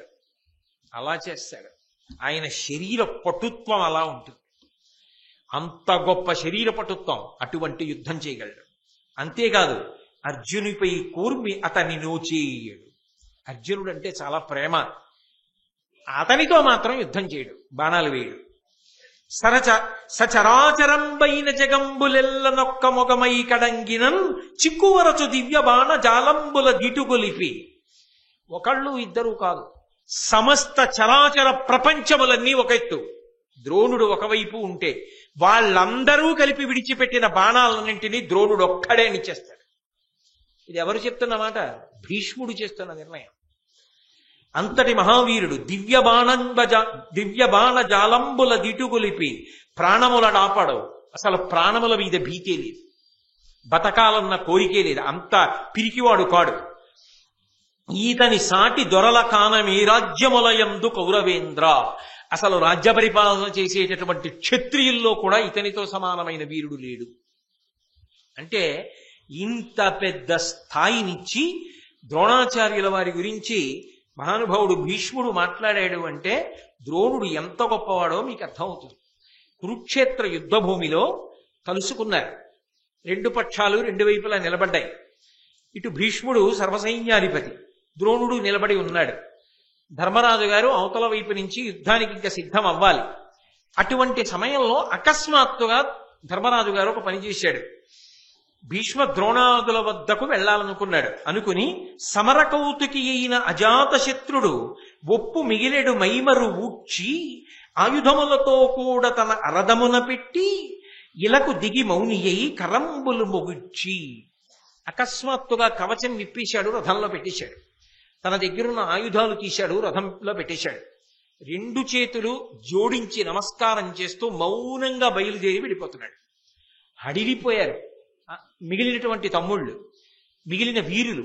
ఏమైంది? ఇంత యుద్ధానికి వచ్చిన తర్వాత ధర్మరాజు ఏమిటి కవచం కూడా విప్పి రథంలో పెట్టి వెళ్ళిపోతున్నాడని అందరూ వెడుతున్నారు. కృష్ణ భగవానుడు కూడా బయలుదేరాడు. అప్పుడు కృష్ణుడు చెప్పాడు, మీ అన్నయ్య సామాన్యుడు కాడు. మీ అన్నయ్యకి బాగా శాస్త్రం తెలుసు, పెద్దల యొక్క ఆశీర్వచనం లేకుండా విజయం సాధించలేనని తెలుసు. ఎదురుగుండా ఉన్న వాళ్ళు భీష్మద్రోణాది మహావీరులు ఉన్నారు. భీష్ముడి దగ్గర, కృపాచార్యుడి దగ్గర, ద్రోణాచార్యుల వారి దగ్గర ఆశీర్వచనానికి వెడుతున్నాడు. అలా వెడుతున్నప్పుడు కవచంతో వెళ్ళకూడదు. అందుకని కవచాన్ని, అస్త్రాల్ని అంటే శస్త్రములను తీసేసి పక్కన పెట్టేసి పాదచారి అయి వెడుతున్నాడు.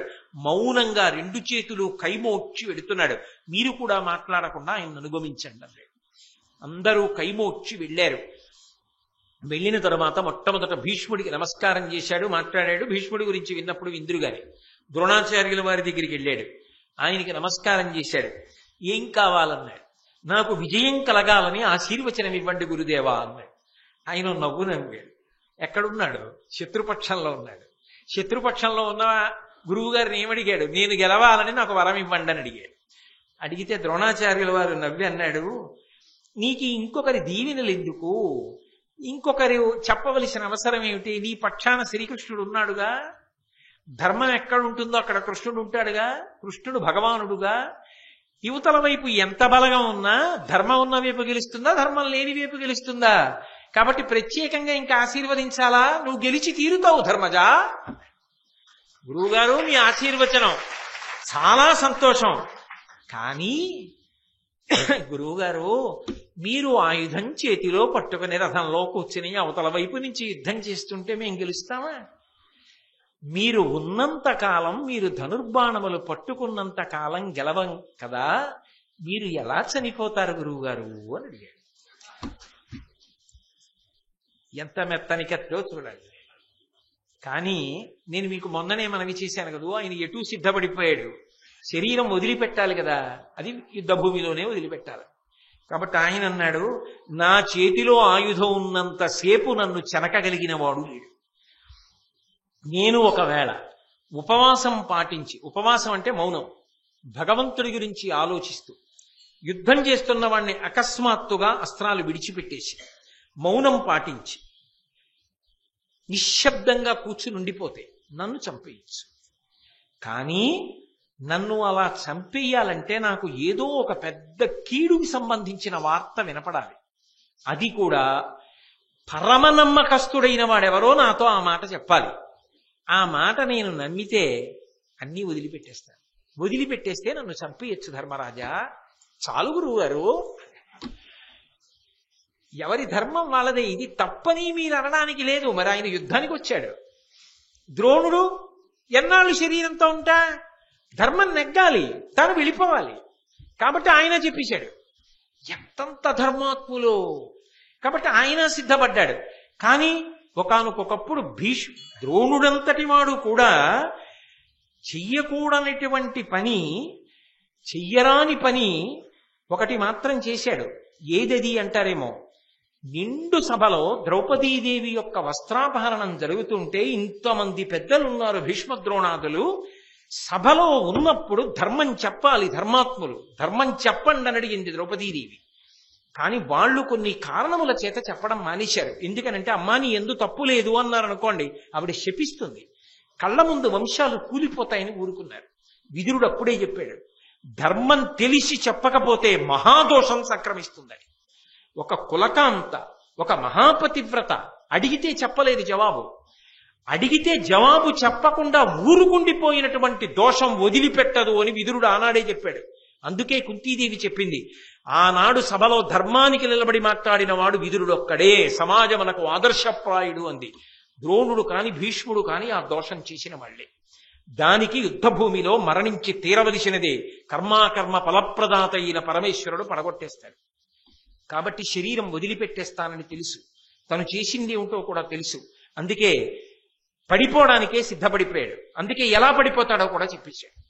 ఎవరి ధర్మం వాళ్ళది. ఒకనాడు చెప్పలేదు, చెప్పకూడదని కాదు, అప్పటికి ఉపద్రవం వస్తుందని చెప్పలేదు. కానీ అలా అనుకుని చెప్పకపోయినా అది తప్పే.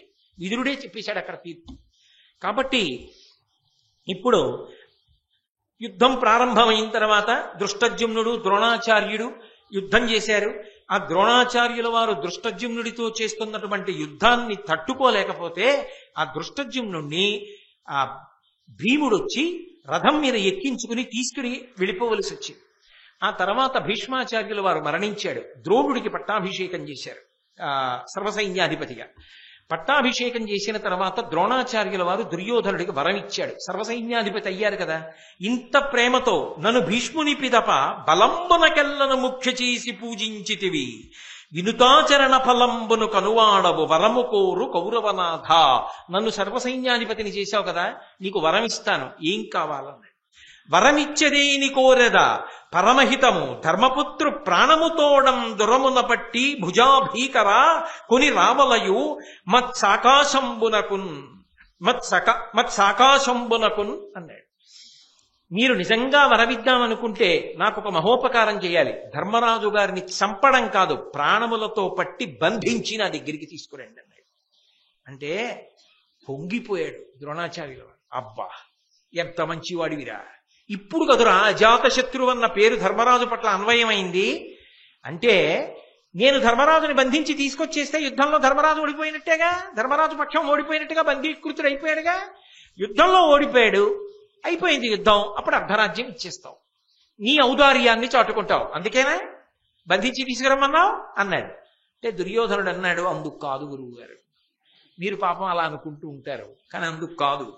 ఆ ధర్మసూను కయ్యంబున చంపిన కోపించి గాంధీవి కురుకులంబు సమయించు మనమోపి సర్వపాండవులను చంపితేమి ప్రచండ చక్రధార కౌరవకోటి తలలేరి రాజ్యంబు గోవిందుడీకున్నే గొంతికైన కాన యుధిష్ఠరు గాయంబు నొంపక తెచ్చి జూదంబాడు తెరను నచ్చి మగుడ నడవికి నడిచిన తగిలి అతనితోడ తమ్ములు పోనంతతోన ఎల్లదొసగుమాలు అప్రతిహత దోర్విభూతి పెద్ద కాలమే నేలుదు పృథివీ అల్లా. ఈ గురువుగారు నేనేదో అర్ధరాజ్యం ఇద్దామని ధర్మరాజు గారిని ప్రాణాలతో పట్టి తెమ్మని చెప్పలేదు. మీరు గాని చటుక్కుని ధర్మరాజు గారిని చంపేశారనుకోండి, అర్జునుడికి ఎక్కడలేని కోపం వచ్చి మమ్మల్ని అందరినీ చంపేస్తారు. పోని పాండవులందరినీ చంపేశారనుకోండి, కృష్ణుడు భగవానుడుగా సుదర్శన చక్రాన్ని పట్టేస్తాడు, శపథాన్ని పక్కన పెట్టి అందరినీ చంపేసి 5 పాండవులు లేకపోతే రాజ్యం కుంతీదేవికి పట్టాభిషేకం చేసేస్తాడు. ఎటు చూసినా మేము ఉండం, కానీ మీరు ధర్మరాజుని ప్రాణాలతో పట్టుకొచ్చారనుకోండి, మళ్ళీ జూదం ఆడిస్తా, ఆడించి మళ్ళీ అరణ్యవాసం అజ్ఞాతవాసానికి పంపిస్తా. ఎంత తేలిక మార్గం, అందుకు తీసుకురమ్మన్నాను. అంటే ఆయన ఆశ్చర్యపోయి, అమ్మ బాబోయ్ వీడి దగ్గర ఇన్ని దుర్మార్గపుట ఆలోచనలున్నాయా అనుకుని, నరుడెడ సొచ్చెనేని వినునాకది దుష్కరము ఏనొకండనే సురగణమైన వ్రేలకొని చూపకజాలరు వాడు లేనిచో తిరమయి పోర నిల్చిన యుధిష్ఠరు ద్రౌపది పుట్టినింట వేవురు వెరుగంది చూడ అలవుం జలముం చెడబట్టి తెచ్చెదన్. వెంటనే ఇచ్చిన వరాన్ని దిద్దాడు. నీకు ధర్మరాజుని ప్రాణములతో పట్టి తెమ్మని కదా అడిగావు, వరం అడిగితే పట్టి తెస్తాను. నేనేమిటి, పరమశివుడు అర్జునుడితో యుద్ధం చేయలేడు. ఎప్పుడు పట్టి తెస్తానంటే అర్జునుడి చేత ధర్మరాజు రక్షింపబడకపోతే పట్టి తీసుకొస్తా. అర్జునుడు ధర్మరాజును రక్షిస్తున్నాడు అనుకోనే చాలేను, తెస్తే మరి ఇలాంటి తప్పు పని చేస్తానంటున్నాడుగా. అందుకని అర్జునుడి రక్షణలో ధర్మరాజు ఉన్నంతకాలం నేను తేనలేదు. ఈ వార్త చారుల ద్వారా వెళ్ళిపోతుందిగా, అర్జునుడు ధర్మరాజును రక్షించుకున్నాడు, అందుకే ద్రోణుడు హతుడైపోయాడు. ఒకే ఒక్కసారి మాత్రం ఏమైపోయిందంటే, అర్జునుడు దూరంగా ఉండగా ధర్మరాజుని పట్టాలని పద్మవ్యూహ రచన చేశారు. చేస్తే పాపం అభిమన్యుడు వెళ్ళిపోయాడు. పద్మవ్యూహాన్ని భేదించడం తెలుసు కానీ వెనక్కి రావడం తెలియనివాడు. గొప్ప యుద్ధం చేసి వేలకి వేల సైన్యాన్ని మట్టు పెట్టాడు. అది చూసి అతనితో ఎలా యుద్ధం చెయ్యాలో అర్థం కాక సైంధవుడు మిగిలిన పాండవులందరినీ అడ్డుకున్నాడు. వాళ్ళు లోపలికి రాలేదు వ్యూహంలోకి. అటువంటి సమయంలో వెళ్ళి కర్ణుడు అడిగాడు, అసలు ఎలా మట్టు పెట్టాలి అభిమన్యుణ్ణి, పిల్లవాడు కానీ ఆపలేకపోతున్నామే, ఇంతమందిని చంపేస్తున్నాడు, ఏం చెయ్యాలని అడిగారు. అడిగితే అప్పుడు ద్రోణాచార్యుల వారు చెప్పాడు, కవచధారణమను ఘన విద్య కవ్వడికే నిరింగించితి, ఇతడు దాని నేర్చుట ఈతని ఎట్టన నొప్పింప శక్యంబు కాదు, వంచెన గుణంబు నరకంగా చాపంబు విరుగనీయగా ఘోటకముల చంపగా సూటు సమయు చేయనగు చాలుదేని నీ వట్ల సేయుము చేత ధనుగుండా అవ్వీరు జనయవశమి దేవతలకునైనా కావున ఒక్కమై విల్లు త్రుంచి తరిమి విరధు చేసి చూచికొందమలవు చొప్పున తెగునే ఈ రధికవరుని పటు పరాక్రమంబు. అతనికి కవచధారణ అని ఒక విద్య ఉంది, అది నేను అర్జునుడికి నేర్పా, అర్జునుడు ఈ అభిమన్యుడికి నేర్పాడు. ఆ విద్య చేతిలో ఉన్నవాడు కాబట్టి ఇతనిని కొట్టడం ఎవరికి సాధ్యం కాదు. అతని చేతిలో ధనస్సు ఉండగా యుద్ధం చేయలేం. ద్రోణాచార్యుల వారు చెప్పేసినటువంటి దోషభూయిష్టమైన విషయాల్లో ఇది ఒకటి. మరణానికి ఏదో కారణం ఉండాలి కదండి. అక్కడ సభలో మాట్లాడడం, ఇక్కడ తన సైన్యాన్ని రక్షించాలి, మరి సర్వసైన్యాధిపతిగా ఉన్నాడు, కానీ కపటోపాయం చెప్పారు. ఆ ధనస్సు ఉన్నంతసేపు ఏం చేయలేవు. కాబట్టి ఓ పంచేయి, నువ్వు చేయగలిగితే కర్ణ ఓ పంచేయి, వెనక్కి వెళ్ళినట్టు వెళ్ళిపో. వెనక నుంచి యుద్ధం చేస్తావు అనుకోరుగా, ధర్మం తప్పి వెనక నుంచి కపటోపాయంతో బాణం వేసి ధనస్సు విరగొట్టు. వెంటనే ధనస్సు తీసుకుంటాడు. ఇంకోటి తీసుకోకుండా ఉండాలంటే ఉత్తర క్షణంలో గుర్రాలు పడగొట్టేయాలి, రథం పడగొట్టేయాలి, కవచం భేదించేయాలి, అప్పుడు దొరుకుతాడు. లేకపోతే దొరకడు. చేస్తావా అన్నాడు. నేను చేస్తానని కర్ణుడు వెనక్కి వెళ్ళినట్టుగా వెళ్ళి బాణం వేసి ఆ అభిమన్యు కుమారుని యొక్క ధనస్సుని విరగొట్టాడు. వెంటనే ద్రోణాచార్యుల వారు గుర్రాలు పడగొట్టేశాడు, కృపాచార్యుల వారు రథసారథిని పడగొట్టాడు, కర్ణుడు విల్లు విరిచేశాడు. అయినా సరే కత్తి పట్టుకుని పైకి ఎగిరి యుద్ధం చేశాడు, కిందకి దిగి రథచక్రం పట్టుకుని యుద్ధం చేశాడు.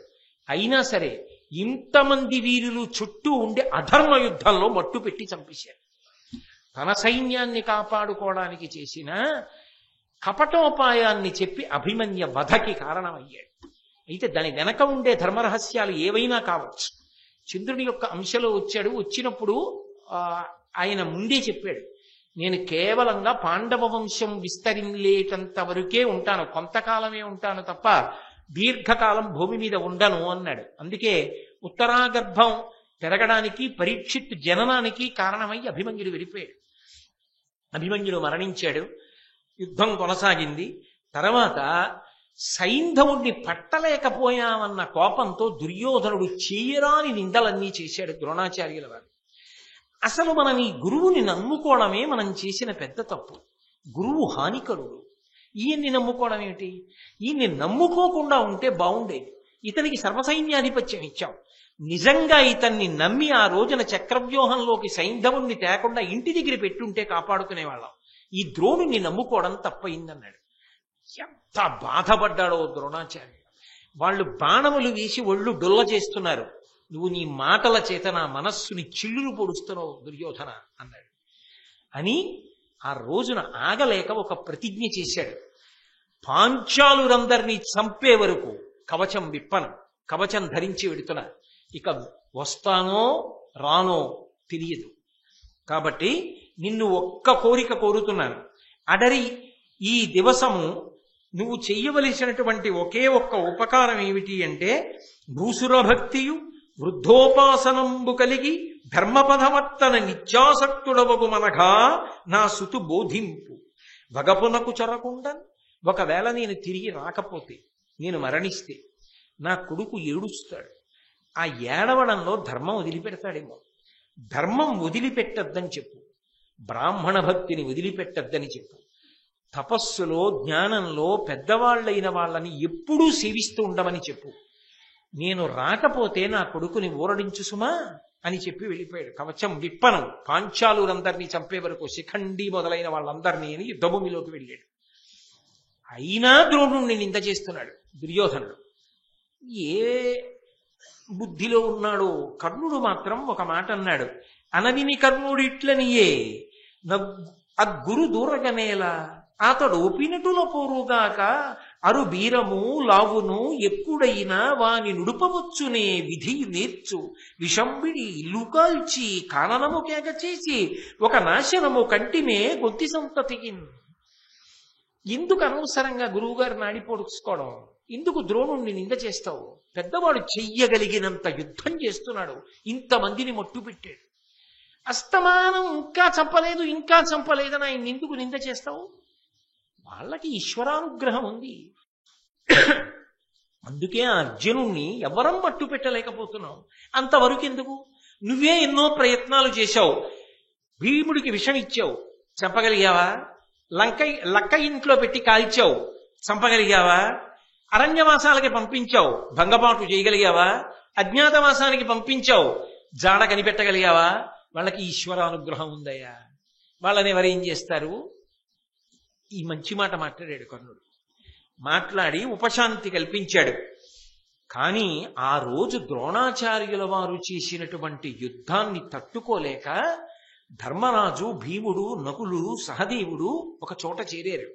అర్జునుడు మాత్రం ద్రోణాచార్యుల వారి జోలికి వెళ్ళాడు. సరికదా, ఎన్ని వేల మందిని తెగటార్చనివ్వండి, అది మా గురువు గారి గొప్పతనం అని సంతోషిస్తాడు తప్ప ద్రోణుడి జోలికి వెళ్ళడు, ద్రోణుణ్ణి మట్టు పెట్టే ప్రయత్నం చేయడు. ఎందుకంటే గురువు మీద అర్జునుడికి ఉన్న గొప్పతనం, గౌరవం. వీళ్ళు నలుగురు మాట్లాడుకుంటూ ఒక మాట అనుకున్నారు, ఇలాగే విజృంభిస్తే అసలు మన బలం నిలబడుతుందా, యుద్ధంలో గెలుపు సాధ్యమా? ఈ ద్రోణుణ్ణి నిగ్రహించగలిగిన వాడు అర్జునుడు ఒక్కడే. కానీ మనమందరం వెళ్ళి అర్జునుడికి చెప్పినా ఏమీ ఉపయోగం లేదు. ఎందుకని అంటే అర్జునుడు ద్రోణుడితో యుద్ధం చెయ్యడు. కాబట్టి ఉన్నది ఒక్కటే ఒక్క ఉపాయం, ఎలాగైనా ద్రోణుణ్ణి మట్టు పెట్టాలి, ఏ ఉపాయంతో మట్టు పెట్టాలి అని ఆలోచిస్తుండగా శ్రీకృష్ణ భగవానుడు వచ్చాడు. వచ్చి, ఏమయ్యా, ఇవాళ యుద్ధానికి వచ్చిన తరువాత ఆ కోపంతో ఉన్నటువంటి ద్రోణుడు కవచం విప్పనని ప్రతిజ్ఞ చేశాడు కదా, మట్టు పెట్టింది ఎంతమందినో తెలుసా? అప్పుడే యుద్ధానికి వచ్చిన వెంటనే ఎంతమందిని చంపేశాడంటే 20,000 మంది రథికుల్ని చంపేశాడు. 500 రథాలు ముక్కలు ముక్కలు చేశాడు. 10,000 ఏనుగులు చంపాడు. 10,000 గుర్రాలు చంపాడు. ఇంతమందిని చంపేశాడు. అగ్నిహోత్రంలా ఆక్రమిస్తున్నాడు. ఆయనని ఆపగలిగిన వాళ్ళు లేరు. ఎవరు ఆపగలరు అని ఆలోచన చేస్తున్న సమయంలో శ్రీకృష్ణ భగవానుడు వచ్చి ధర్మరాజు గారితో ఒక మాట చెప్పాడు. అడరి ఈ దివసము అపరాహ్నమునకు ద్రోణుడని చేసినట్లయినా తృంగిపోకయుండ నేర్తురే ఇక్కడి యోధులెవ్వరైనా విను నుతిగాదు సత్యమ్ము సొమ్ము. అపరాహ్నం అంటే మధ్యాహ్నం తర్వాతి కాలం. ఇక ద్రోణుడు ఏదో రోజులు యుద్ధం చెయ్యక్కర్లా. ధర్మరాజా, నీకొక్క మాట చెప్తున్నా, ఇప్పుడు మధ్యాహ్నం అయింది, సాయంకాలం వరకు ద్రోణాచార్యుల వారు ఇలాగే యుద్ధం చేస్తే చాలు, నీ వైపు ఇంకెవరూ ఉండరు, ఖాళీ అయిపోయింది ఇవాళతో యుద్ధం. ఆ సమయం చాలు ద్రోణుడికి. ఎలా విజృంభించి ఉన్నాడో చూసావా? ఆపలేవు. ఆయన విడిచిపెట్టేయాలంటే శరీరం అప్రియమైన వార్త చెప్పాలి.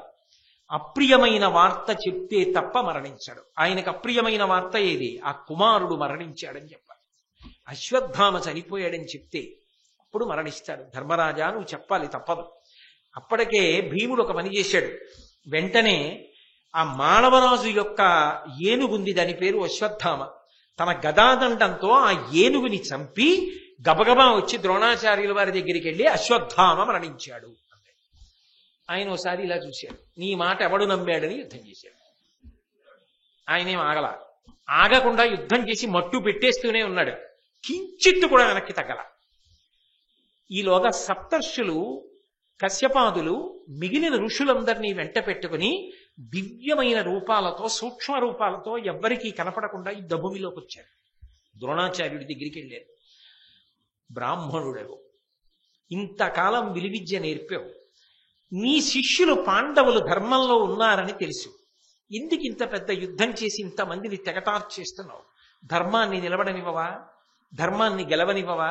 ఇంకా నీకు ఆయుర్దాయం ఎంతో లేదు, అయిపోతోంది నీ ఆయుర్దాయం. మా మాట విను, ఇప్పటికైనా అస్త్రములను విడిచిపెట్టేసి యోగ సంబంధమైనటువంటి ప్రజ్ఞలో నిలబడి శరీరమును విడిచిపెట్టి ఇక యుద్ధం చెయ్యవద్దు. బ్రాహ్మణుడిగానే శరీరం వదిలిపెట్టేసి ఇప్పటికి చేసింది చాలు అని చెప్పి వాళ్ళు అంతర్హితులైపోయారు. ఆయన మాత్రం యుద్ధం విడిచిపెట్టలే.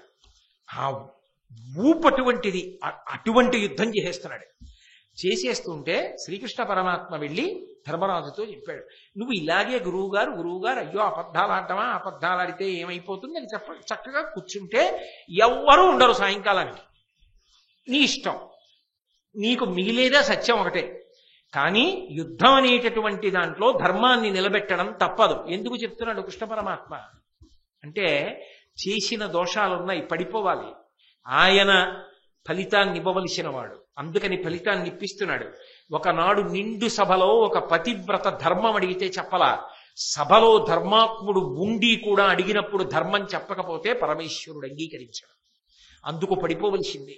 ఒకనాడు అభిమన్యుడిని కపటోపాయం చెప్పి పడగొట్టావు, దాని ఫలితం ఇప్పుడు ద్రోణుడు పడిపోవలసింది. అన్యథా పడడానికి వీల్లేదు, కీడు వార్త వింటే తప్ప విడిచిపెట్టడం. శస్త్రములను. అందుకని కీడు వార్త చెప్పవలసిందే, ధర్మరాజా చెప్పు అన్నాడు. అనుమానం వచ్చింది ద్రోణాచార్యుల వారికి. ఏదో వీళ్ళందరూ మాట్లాడుకుంటున్నారు, నా కొడుక్కి నిజంగా ప్రమాదం వచ్చిందా అని ధర్మరాజు వంక తిరిగాడు. ధర్మరాజా, నేనెవ్వరి మాట నమ్మను, నువ్వు అబద్ధమాడవు, నిజం చెప్పు, నా కొడుక్కి ఏదైనా ప్రమాదం వచ్చిందా అని అడిగాడు. ఒక్క క్షణం ఆలోచించాడు ధర్మరాజు. చెప్తే గురువుగారు పోతారు, చెప్పకపోతే తను పోతాడు. కాబట్టి అనృత భయము ఆగి జయము గొనియడు తమకంబు పెంపు కుదియింపంగా పాండు నరేంద్రుడగ్రతనయుండు అనుమానము వాయుబెట్టి అస్త్రగురునితో.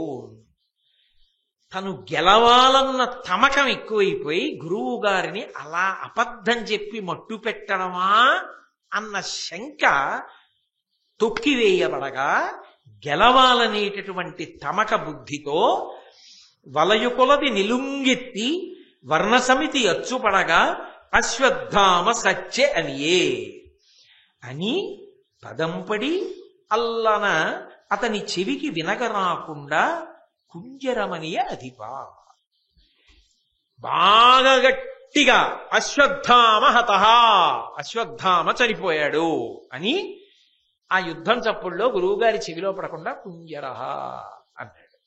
ఏనుగు చచ్చిపోయింది. ఈ మాట విన్నాడు. విన్నా కూడా ఎదురుగుండా దృష్టజ్యుమ్నుడు నిలబడి బాణాలు వేసేస్తున్నాడు. వదిలిపెట్టేస్తాడేమో, మరి అందుకోసం కదా పుట్టాడు. బాణాలు వేస్తున్నాడు. చూశాడు. చూసి వీడు నా మీద బాణములు కుప్పించేస్తున్నాడు, వీడేమో అశ్వత్థామ చనిపోయాడు అంటున్నాడని పట్టు తప్పిపోతోంది. బాహువులు సరిగ్గా పనిచేయట్లా. మనసంతా కలత చెంది బరువెక్కిపోయింది. ఏ అస్త్రమంత్రములు జ్ఞాపకానికి రావట్లేదు.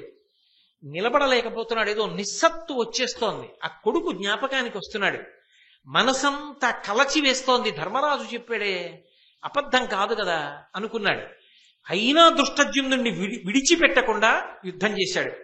చేసి 85 సంవత్సరముల వయస్సు కలిగినటువంటి ద్రోణుడు ఆఖరి కొద్ది నిమిషాల్లో 21,000 మందిని చంపేశాడు.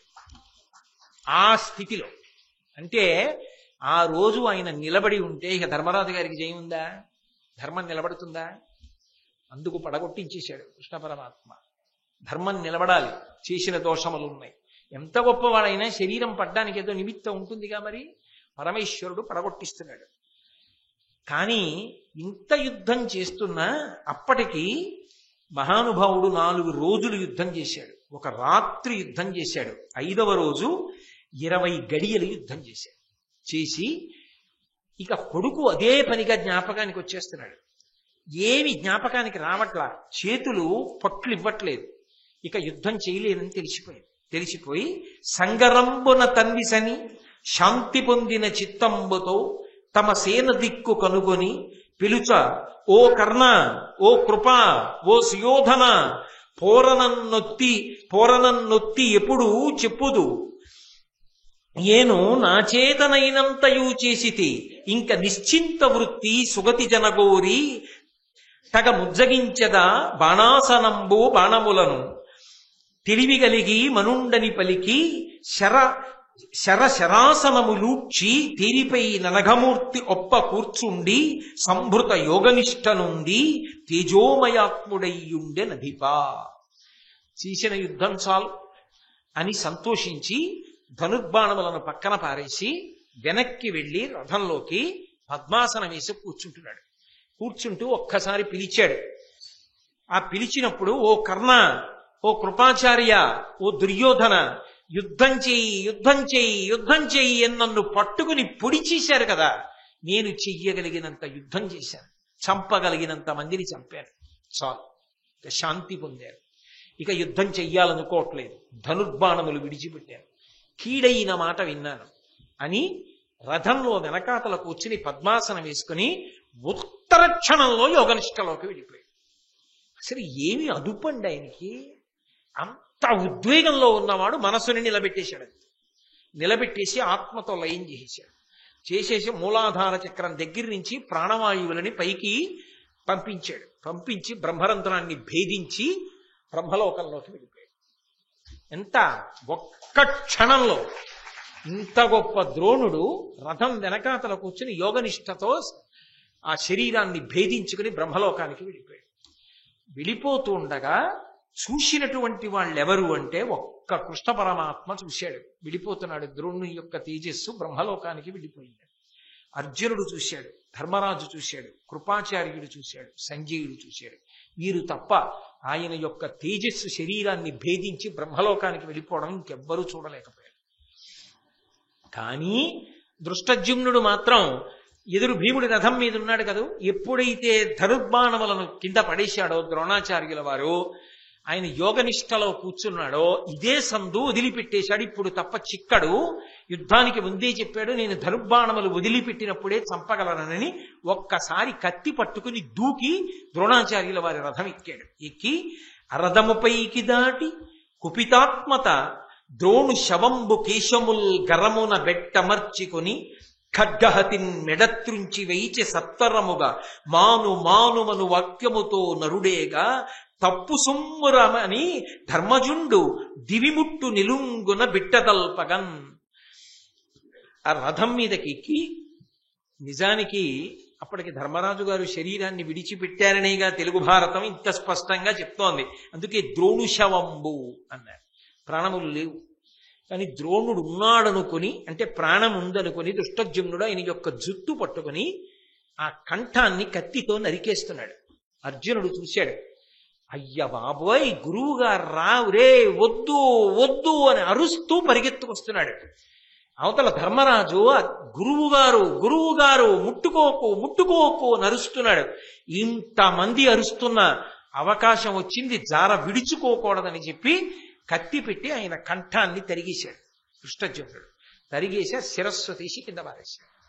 అక్కడితో పరమ మహాత్ముడు, అపారమైన ధార్మిక నిష్ట కలిగిన వాడు, ఆఖరికి యుద్ధభూమిలోనే వెళ్ళిపోవాలనుకున్నవాడు, కారణజన్ముడైన దృష్టజ్యుమ్నుడు అటు ఉన్నాడు కనుక నా శిష్యులకి దోషం రాకుండా భగవంతుడిచ్చిన వరం కాబట్టి దృష్టజ్యుమ్నుడి చేతిలో తన శరీరాన్ని పడగొట్టుకుంటాననుకున్నవాడు, బ్రతికున్నంత కాలం శిష్యుల్ని పిల్లల కన్నా ఎక్కువగా ప్రేమించినవాడు, ధర్మం కోసం తన శరీరం విడిచిపెట్టడానికి సిద్ధపడినవాడు, భీష్ముడితో పాటు ఉన్నాడు కనుక భీష్ముడితో పాటే యుద్ధం చెయ్యాలని నిర్ణయించుకుని ధర్మం తప్పకుండా చేసినన్నాళ్ళు అంత గొప్ప యుద్ధం చేసినవాడు, తప్పు చేస్తున్నానని తెలిసి కూడా తన పక్షాన్ని రక్షించుకోవడానికి వంచనతో అభిమన్యు కుమారుణ్ణి పడగొట్టడానికి కూడా సిద్ధపడినవాడు, పరశురాముడి అనుగ్రహంతో విలువిద్య నేర్చుకుని కారణజన్ముడై ఈ ప్రపంచంలో ఉన్నటువంటి విలువిద్య సంబంధమైనటువంటి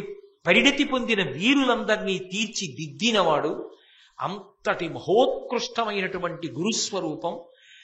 అసలు భారత యుద్ధంలో ఇంతమంది అధర్మాత్ములందరూ మట్టు పెట్టబడడానికి కావలసినన్ని అస్త్రములను పాండవులకు కట్టబెట్టినటువంటి వాడు, నిస్వార్థపరుడు, జీవితంలో ఎన్నో కష్టాలు చూసినవాడు, ఉద్ధానపతనములు చూసినవాడు, బ్రతికున్నంత కాలం అందరూ కలిసి ఉండాలని చివరి వరకు తాపత్రయపడినవాడు, తన మాట చెల్లక కళ్ళ ముందు యుద్ధం జరుగుతుంటే కన్నీళ్లతో యుద్ధం చెయ్యడం వినా మార్గం లేక చేసినవాడు, చిట్ట చివరికి ఆ దృష్టజ్యుమ్నుడి చేతిలో తల తరగబడగా ప్రాణములను విడిచిపెట్టి యోగ మార్గంలో ఆఖరి క్షణంలో కూడా ఆ కొడుకు మీద మమకారం, ఆ కీడైన వార్త విన్న తరువాత ఆ ధనస్సుని బాణములను విడిచిపెట్టి తన మరణానికి ఎలా అవకాశం కలుగుతుందో కూడా నిర్భయంగా ధర్మం కోసం చెప్పేసినవాడు, యోగ మార్గంలో శరీరాన్ని భేదించి బ్రహ్మలోకాన్ని చేరిపోయి మహానుభావుడు కారణజన్ముడై మహాభారతాన్ని శాసించి తుదిశ్వాస విడిచిపెట్టాడు. కానీ ద్రోణాచార్యుల వారు ఈ భూమి ఉన్నంత కాలం స్మరింపబడుతూనే ఉంటాడు. ఆయన జీవిత చరిత్ర నుండి మనం ఎన్నో విషయాలు తెలుసుకుంటూ ఉంటాం. అందున గురు శిష్య సంబంధానికి సంబంధించినంత వరకు ద్రోణుడి యొక్క జీవితాన్ని పరిశీలనం చేసినప్పుడు మనకి ఎన్నో విషయాలు అందుతాయి. ఒక శిష్యుడిగా మనం ఎలా బ్రతకాలి, ఎంత గురుభక్తితో ఉండాలి అన్న విషయాలు మనకు అందుతాయి. అంత గొప్ప గురువైనటువంటి ద్రోణాచార్యుల వారి గురించి ఈ ఆషాఢమాసంలో చెప్పుకోగలగడం భగవంతుని యొక్క పరిపూర్ణమైనటువంటి అనుగ్రహ విశేషంగా భావన చేస్తున్నాను. ఈ సందర్భంలో మీతో నేను ఒక మాట మనవి చేయవలసి ఉంది. ఒక గురువు గురించి చెప్పుకునేటప్పుడు త్రికరణ శుద్ధిగా ఆనందాన్ని పొంది మనం ఆయన గురించి చెప్పుకోగలిగితే ఆయన ఆశీర్వచనం మనకి లభిస్తుంది అనడానికి మీకు నేను ఒక ప్రబల సాక్ష్యాన్ని చూపిస్తాను. కంచికామకోటి పీఠాధిపత్యం అంటే మాటలు కాదు. అటువంటి కంచికామకోటి పీఠాధిపతి అయినటువంటి జయేంద్ర సరస్వతి స్వామి వారు, వేరొక ఉత్తర పీఠాధిపతి శంకర విజయేంద్ర సరస్వతి స్వామి వారు చాతుర్మాస్య వ్రతాన్ని ప్రారంభం చేస్తూ మొన్న వ్యాస పూజ చేశారు. వారు వ్యాస పూజ చేసిన అక్షతల కోసం ఆయన ముందు బారులు తీరుతారు. అటువంటి వారు ఎందుకో చాగంటి కోటేశ్వరరావు కాకినాడలో భారతంలో ఆషాఢమాసంలో ద్రోణాచార్యుల వారి గురించి చెప్తున్నాడు. వాడికి పట్టుకెళ్లి సభాముఖంగా కంచికామకోటి పీఠం తరపున ఈ వ్యాసుని పూజ చేసిన అక్షతలను బహూకరించండి అని ఎవరు పీఠాధిపతులు పరమ ప్రేమతో ఆ ప్రసాదాన్ని పంపించారు పీఠ అంతేవాసులకిచ్చి. ఇది కాకినాడ పట్టణం చేసుకున్నటువంటి గొప్ప అదృష్టం. ఆ పీఠానికి సంబంధించినటువంటి అంతేవాసులు ఇవాళ పరమ సంతోషంగా ఆ పీఠానికి సంబంధించిన శేషవస్త్రాన్ని, ఆ అక్షతల్ని తీసుకొచ్చారు. నేను పరమ గౌరవంతో వినయంతో పీఠాధిపతుల యొక్క పాదార విందములకు సాంజలి బంధకంగా నా శిరసు తాటించి నమస్కరిస్తూ మీ అందరి సమక్షంలో ఆ అక్షతల ప్రసాదాన్ని అందుకుంటాను. అవి నేను ఒక్కడే వేసుకోవడం కాదు, నేను వేసుకున్న తర్వాత నా ధర్మపత్ని వేసుకున్న తర్వాత మీ అందరూ నా బిడ్డల్లాంటి వారు శాస్త్రరీత్యా. అందుకని మనందరికీ కూడా గురుమండలం యొక్క అనుగ్రహం కోసం అక్షతలతో కలిపి ఇవాళ బయట ఉంచి మీరందరూ ప్రసాదం తీసుకుని వెళ్ళేటప్పుడు మీ తల మీద ఈ అక్షతలు వేస్తారు. ఎవరు తోసుకోకుండా చక్కగా అక్షతలు పుచ్చుకోండి. నమ్ముకున్న వాడికి నమ్ముకున్నంత, భారతాన్ని నమ్మి చెప్పుకున్నందుకు ఎక్కడ కంచి కామకోటి పీఠం. అటువంటి గురువులు ఎక్కడో కాకినాడలో కోటేశ్వరరావు ద్రోణాచార్యుల వారి గురించి చెప్తున్నారని ఖచ్చితంగా గురువారం మొదలుపెట్టాను. గురువారం సాయంకాలానికి ద్రోణాచార్యుల వారి యొక్క కథ పూర్తి చేశారు. మధ్యలో ఒక గొప్ప జ్యోతిష శాస్త్ర విద్వాంసుడికి వ్యాసరూపంగా గురు పూజ చేసి ఇంత గొప్ప కూర్పు ఎక్కడైనా సంభవిస్తుంది?